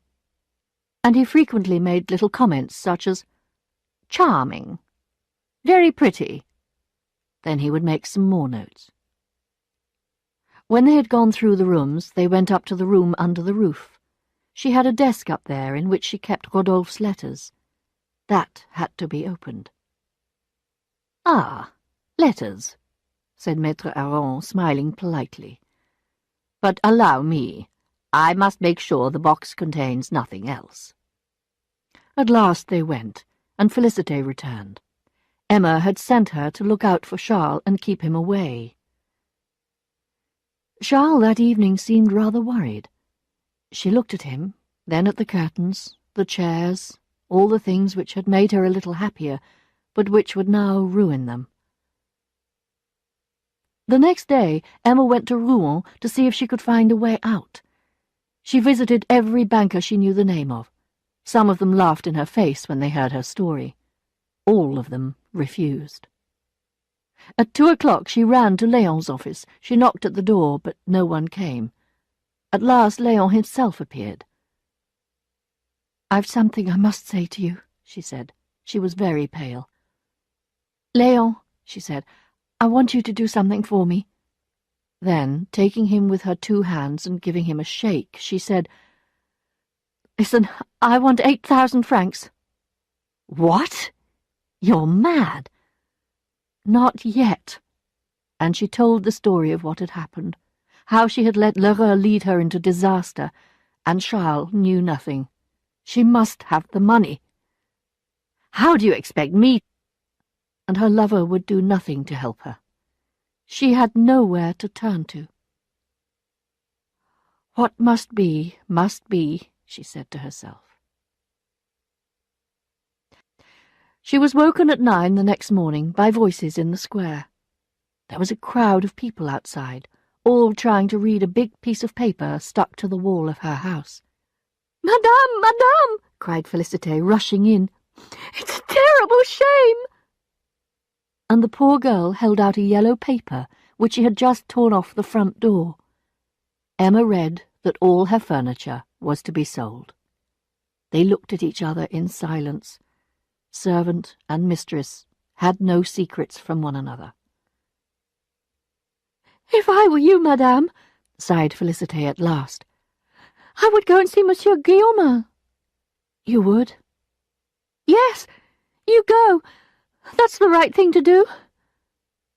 She dressed, and, in order not to be seen, there were always a lot of people in the square, she took the path by the river. "Monsieur," she said after she was let into the lawyer's dining room, "I want to ask you—" And she told him her situation.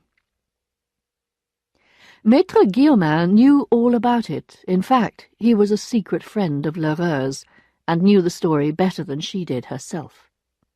As he listened, he smiled a strange smile. When she asked him for help with the money that was being demanded, he said how sad he was that she had never come to him before. Then he put out his hand and took hold of hers, and kissed it greedily, playing with her fingers and looking in her face with his colourless eyes. She felt his breath on her cheek, and could not bear it. She jumped to her feet. "Monsieur," she said, "I am waiting." "What for?" said the lawyer, suddenly going as white as a sheet. "This money." "But—" Then, giving in to a desire he could not resist, he said, "Very well, yes, you can have your money." And he dragged himself along on his knees towards her, shouting, "For God's sake, stay! I love you!"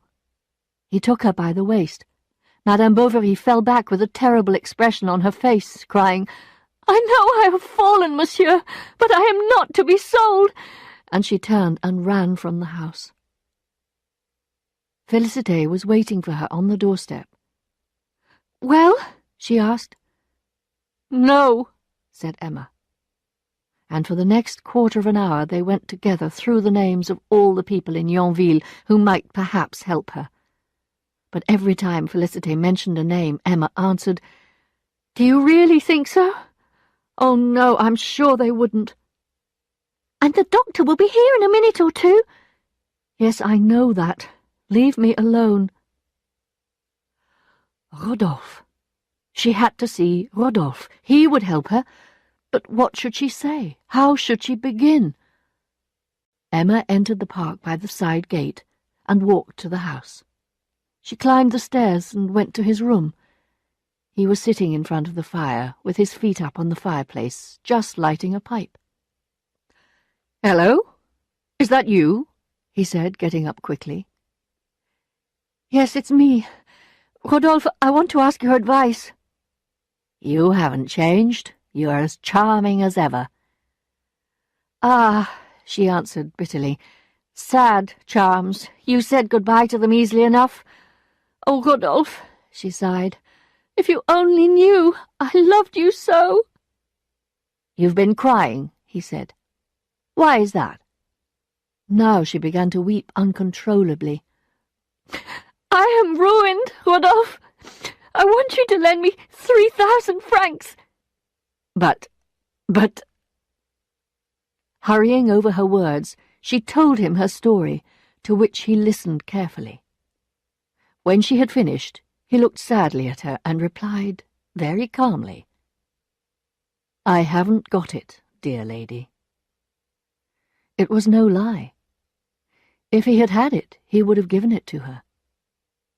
She stood for a few minutes looking at him. "You haven't got it? Haven't got it?" She repeated it several times, then she went out. The walls seemed to be shaking, and she felt that the ceiling would fall on her.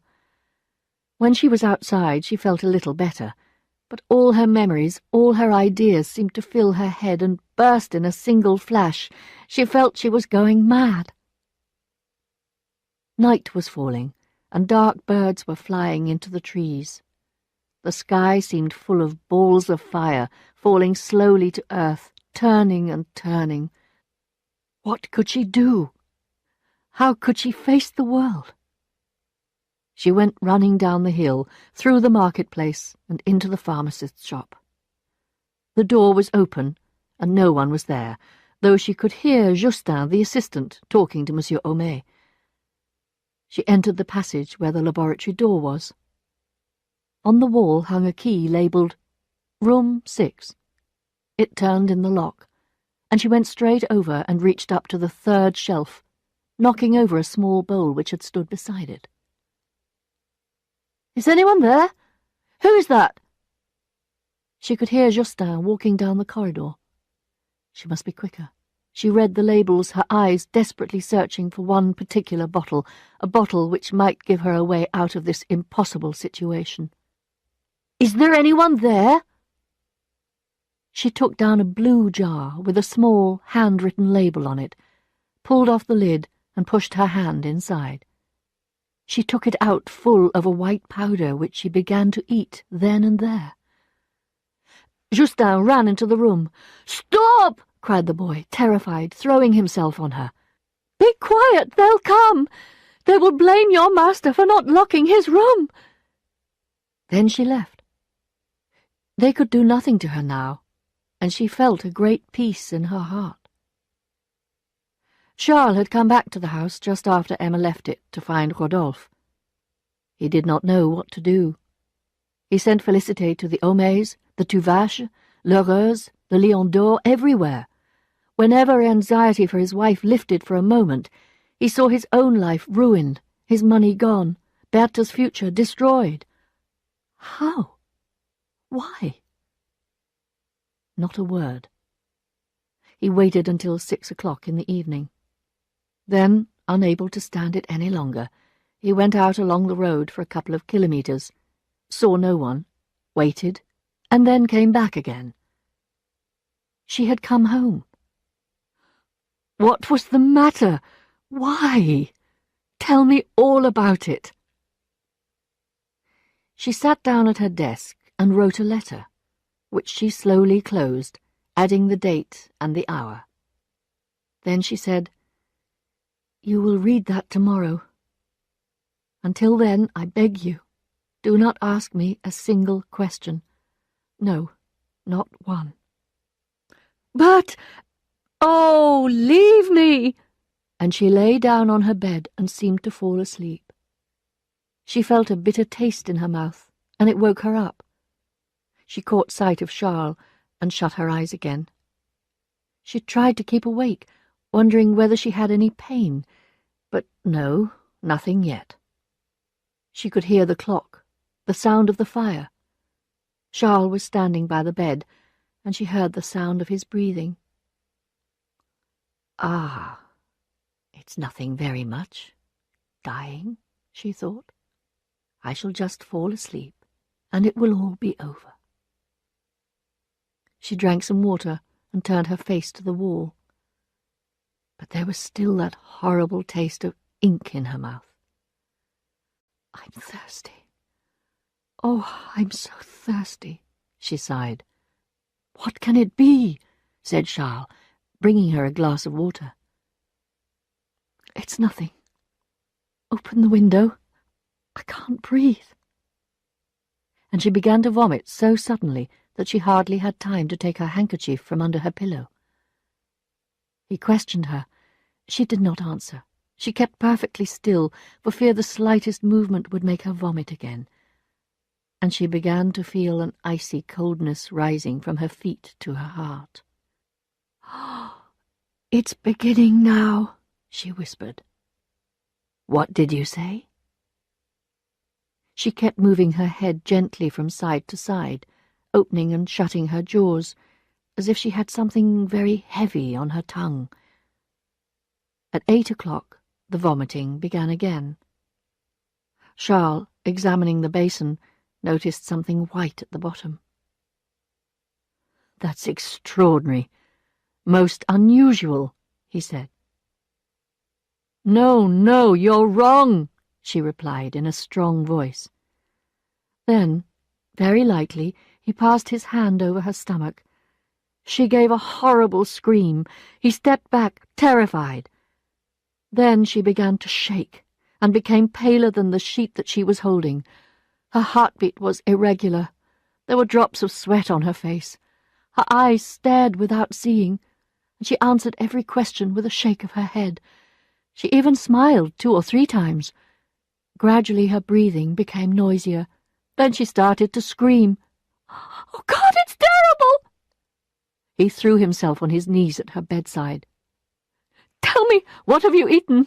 For God's sake, speak!" And he looked at her with a tenderness in his eyes that she had never seen before. "All right, over there, she said weakly. He ran to the writing table, tore open the letter, and read aloud, "Let no one be blamed." He stopped, passed his hand across his eyes, and then read on. "What? Help me." And all he could say was the word, "Poisoned, poisoned." Félicité ran to Monsieur Homais' shop, and he came back as soon as he heard what was the matter. "Be calm," said the pharmacist. "What is the poison?" Charles showed him the letter, and the pharmacist realized there was little to be done. Emma saw the 2 of them and looked at Charles. "Don't cry," she said. "I will not be here to worry you much longer." "Why did you do it? Who made you do it?" And she replied, "It had to be, my dear." "Weren't you happy? Was it my fault? I did everything I could." "Yes, you did. You are kind. So kind." And she passed her fingers slowly through his hair. "Bring the little one to me," she said, raising herself on her elbow. "The pain isn't getting any worse, is it?" asked Charles. "No." The child came in her long nightdress. She looked thoughtful, and not yet fully awake. She opened big, wondering eyes when she saw the room and the bright candles. "Oh, Mummy, how big your eyes are! How pale you are, and your face is all sweaty." Her mother was staring at her. "I'm frightened," cried the little one. Emma took her hand and tried to kiss it. She struggled to free herself. "That's enough! Take her away!" cried Charles. After that, Emma seemed a little better, but then she began to vomit blood. Her limbs became stiff, her body was covered with brown patches, and her heartbeat raced. Then she began to scream again. She cursed the poison. She begged it to hurry up and finish its work. She pushed away everything that Charles tried to make her drink. He was standing stiffly by the bed, his whole body shaking from head to foot. Félicité ran from one end of the room to the other. There was nothing to be done except to call the priest. When he came, Emma was lying with her chin sunk on her breast. Her eyes were staring, and her poor hands picked at the sheets. Pale as death, with eyes like burning coals, Charles, not crying now, was standing facing her at the foot of the bed, while the priest, resting on one knee, was whispering his prayers. Slowly she turned her head, and suddenly, as she saw the priest kneeling beside her, a look of joy came over her face. The priest rose from his knees to show her the cross, and she leant forward and pressed her lips to the body of the man God. It was as if she kissed the figure on the cross with more love than she had ever given any person during her life.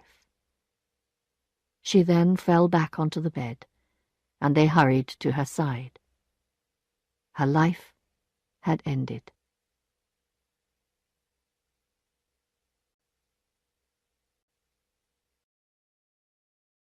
Chapter 16. Endings. Death always comes as a shock, however much it has been expected. So when, at last, Charles saw her lying there so still, he threw himself on her, weeping. "That's right," said the pharmacist. "Let nature have her way. You'll feel much better." Later, funeral arrangements had to be made. Charles thought carefully about these and wrote, "I want her to be buried in her wedding dress, with white shoes and white flowers, and her hair loose over her shoulders. She should be covered with a large piece of green silk. These are my wishes. Make sure that they are carried out." The gentleman was surprised at Charles's ideas, and Monsieur Homais spoke to him. "It seems to us," he said, "that silk is a little expensive." "That's none of your business," shouted Charles. "Leave me alone. You didn't love her, so just get out of my sight." That night, Charles, Homais, and the priest sat beside Emma's body. She was lying with her head leaning over her right shoulder. The corner of her mouth, which was open, looked like a black hole at the bottom of her face. Her two thumbs were held tightly in her hands. The sheet that covered her lay quite flat from her breasts down to her knees, rising up again at the tips of her toes, and it seemed to Charles as if an enormous weight was pressing down on her. Early in the morning, Madame Bovary Senior arrived. Charles, as he kissed her, again broke down and cried. Like the pharmacist, she criticized him about the funeral expenses, but he became so angry that she grew quiet. Charles stayed by himself all afternoon. Bertha had been taken over to Madame Homais. In the evening, various people came in to see him and to express their regrets. He stood up and shook hands, but he could not say anything, and each newcomer sat down with the rest of the group in a big circle round the fireplace. They all looked at the floor with serious expressions on their faces, and although everyone was bored, no one got up to go. Upstairs, Félicité, Madame Lefrançois, and Madame Bovary Senior were standing around Emma, busily finishing their task of dressing her. "Oh, my poor mistress!" wept Félicité. "My poor, poor mistress!" "Just look at her," said the landlady of the Lion d'Or. "How pretty she looks even now." Then they all bent over to put the flowers on her hair. They had to lift her head a little, and as they did so, a stream of black liquid poured from her mouth. "Oh, my God! The dress! Take care!" cried Madame Lefrançois. Charles had to listen to the sound of hammers on wood as she was put into her last little home. 4 men carried her to the door. The house was thrown open, and all the people of Yonville crowded near. Emma's father, Farmer Rouault, arrived as they were bringing her out, and fell unconscious in the marketplace when he saw the funeral carriage. At the church, Charles tried to think about the few times when they had been happy together, or when, at least, he had been happy with her. But remembering that she was there underneath that green cloth, his heart was filled with black anger against God and against the world. They sang, they went down on their knees, they got up again. There seemed to be no end to it all. He remembered how once in the early days they had gone to church together. They had sat on the other side, on the right, against the wall. Outside the church, Charles walked in front, holding himself very upright. 6 men carried Emma's body, and the priest followed, saying the prayers for the dead. His voice was carried over the fields, rising and falling on the wind. Sometimes a sudden turn in the path hid them from sight, but always the great silver cross rose high among the trees. The women followed, dressed in black, and each in her hand carried a tall lighted candle. Charles recognized every garden as he passed, and remembered how, often on mornings like this one, he had come away from one of them and set out for home and Emma. Now they had arrived at the place where her grave had been dug. The people stood around, and all the time the priest was speaking, the red earth that had been piled beside the grave ran noiselessly down the slope into the dark hole. Then, when the 4 ropes were in position, they lowered her into the grave. Charles watched the wooden box go down until, at last, it arrived at the bottom, and the ropes were pulled up again. The priest took the spade held out to him by his assistant and pushed the earth into the grave. Then Charles sank down on his knees, throwing in handfuls of earth as he cried, "Goodbye." He sent her kisses and dragged himself to the edge of the grave, wanting to lie with her. They led him away, and he soon grew calm again, perhaps feeling, like all the others, a sense of relief that it was now all over. As the crowd walked back to the village, they talked about her death and what a terrible thing it was, especially Lheureux, who had made an effort to be there. Poor little lady! What a terrible thing for her husband. Emma's father insisted on going straight back to Les Bertaux, saying that he could not sleep in that house. He would not even see his little grandchild. No, I couldn't bear the pain of it. Goodbye, then. You're a good man.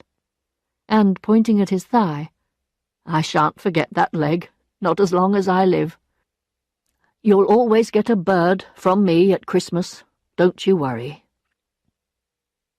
When he reached the top of the hill, he turned again, just as, years ago, he had turned and looked back along the Saint-Victor road when she had left him to go with her husband. The windows in the village were all on fire in the light of the evening sun. He put up his hand to shade his eyes, and far away on the horizon he saw the place where she lay, with the trees, here and there, dark among the white stones. Then he went on his way. Next day, Charles had Berthe brought home from the nurse.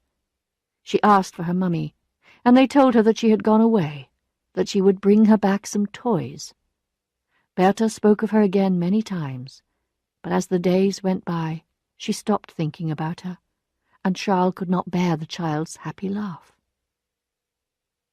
Life continued around Charles, but it had lost its meaning. When Madame Dupuis wrote to him to tell him of the marriage of her son, Monsieur Léon Dupuis, a lawyer in Yvetot, to Mademoiselle Léocadie Leboeuf of Bondeville, Charles wrote, "How delighted my poor wife would have been," but he did not really care. Besides, before long his money troubles began again. Monsieur Lheureux's Vinsart returned once again with his demands. Now everyone tried to profit from Charles's loss. A music teacher in Rouen sent in a bill for 6 lessons, although Emma had never been to her once.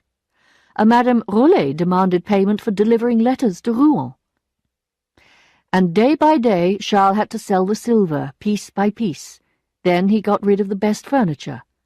All the rooms were robbed of their contents, except for one. Her room, her bedroom, was left as it had always been. When he had had his dinner, Charles went up there. He pulled the round table in front of the fire, moved her chair nearer, and then sat down facing it. A candle would be burning, and Berthe would be sitting near him, busy with her painting book. Despite these efforts to keep Emma's memory alive, Bovary realized with sorrow that her face was fading from his memory. But every night he dreamed of her, and it was always the same dream. He moved close to touch her, but just as he was taking her in his arms, she fell to dust. And he was still in debt. Lheureux refused to wait any longer, and Charles did not know what to do. At last he decided he had to look in Emma's desk. There, instead of an answer to his problems, he found Léon's letters. He read them all to the last line, then searched through every other piece of furniture, opening every drawer, emptying every box. In this way he also discovered a picture of Rodolphe, staring at him from a mountain of love letters. Now people were shocked to see him so depressed. He never went out or had visitors. He even refused to go and see his patients. The only times he went out now were when he took his little girl by the hand and they went together to the cemetery. One day, when he had gone to the market at Argaï to sell his horse, his last possession, he met Rodolphe. They both turned pale. Rodolphe, who, when Emma died, had only sent his card, tried to give a few apologies. Then he grew braver and invited Charles to have a bottle of beer with him at the inn. As they walked on, he talked about farming, the price of land, trying to avoid any uncomfortable subjects. Charles was not listening, Rodolphe noticed, and he anxiously watched his companion's face. At last Charles said, "I'm not angry with you." Rodolphe remained silent, and Charles, with his head in his hands, repeated in a flat voice, a voice full of endless sorrow, "No, I'm not angry with you now."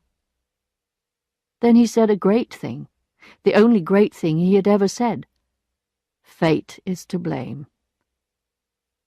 Rodolphe, who had controlled the direction of this particular fate for some time, thought this was rather a weak, even ridiculous response from a man in Bovary's position. Next day, Charles went out and sat down on the seat in the garden. The sunlight came through the leaves, making shadows on the path. The perfume of the roses filled the air, the sky was blue, and bees flew from one open flower to the next. Charles felt disturbed, like a young man with an aching heart. At 7 o'clock, little Bertha, who had not seen him that afternoon, came to fetch him into dinner. His head was leaning back against the wall.